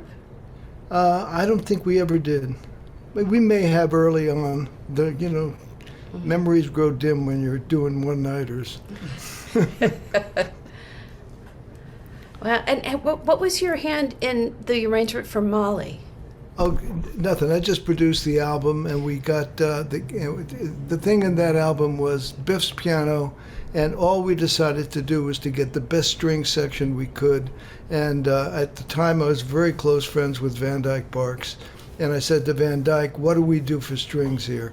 And he said, "You get Kirby Johnson, who's my string arranger, and you get the Los Angeles Chamber Music Orchestra in toto into the studio if you can afford it, and let him write the arrangement." And all I did was I recorded Biff playing the piano, singing the song by himself, and then we brought in the Los Angeles Chamber Music Ensemble, which are schooled musicians who played together all the time, and Kirby Johnson wrote that string arrangement, and I said, let's just record it and leave it like it is. All I did was nothing. That's a beautiful record. I've always loved that record, and when you started to play the song Molly, it just took me back. I saw Biff play a couple times. He used to play Kenny's Castaways in the Village once in a while. Sure. And he used to always play that song, of course. Nick Woods and I, who was another member of the Minstrels, we produced that album. Nick had a bigger hand in producing the Bandit songs, the songs that had the Arthur Wright jazz band behind Biff on some of the snippier songs. But on the other stuff, we co-produced the whole album. What we decided to do simply was just get Biff alone, play it, and surround him let him do what he does, and then surround him with the best musicians we could find that suited the tracks. The album came out just it was just one of those things that just happened by itself, and we were smart enough to leave it alone and not potchkey with it. You know what I mean? Well, we're getting to the point where we have to sign off on the stream that's going out. But I invite everybody who's backstage with us on the Zoom to hang out. Is that okay? Any last... Well, we got a house full of kids in the other room, so we may not be able to stay as long, but we'll stay as long as we can. Art, how did you and your wife meet? It's funny. We had a reunion effort of the New Christy Minstrels in 1994 up near Yosemite. We built a little venue, and we decided that we were going to try to recreate Branson. Well, we lasted 1 year, and it fell apart. But we had enough bookings for the following year, but I was short a soprano. So I went to my friend Clarence Street, and he said, I know a girl who can sing folk music, but she's like a operatic soprano. She reads music. Is that okay? I said, well, if she doesn't tell anybody she reads music, that's okay. And this showed up. And let me tell you, this is a real musician. This is a person that can read music. I can tune my guitar to her eyebrows. You know, when they go up, you know, I know when I have to raise the string up a little bit. But Judy's sung lead with some of the most prestigious choral groups in the Southern California area for years. Well, thank you for introducing her. I could hear that. I could hear that. Yeah, no, she can harmonize with a blender, I'm telling you. Well, hang out, everybody, and you folks at home, thanks so much for tuning in. We've got to go, but it's been a great pleasure singing for you. And don't forget us, the Greenwich Village Folk Festival will be back February 6th from 3 to 6 p.m. Look for us at the same places you found us today. And we certainly hope you've enjoyed our concert tonight. I know I really have. And not just because I was in it, but listening to all the rest of us wonderful music. Thank you, Ron, and thank you, Sonny. Good night. Thank you, And thanks, Chris, for making it to 70. I can't believe it myself. Wait, Chris. You're still with us, Sonny, huh? Good night, you folks at home, and we'll see you soon.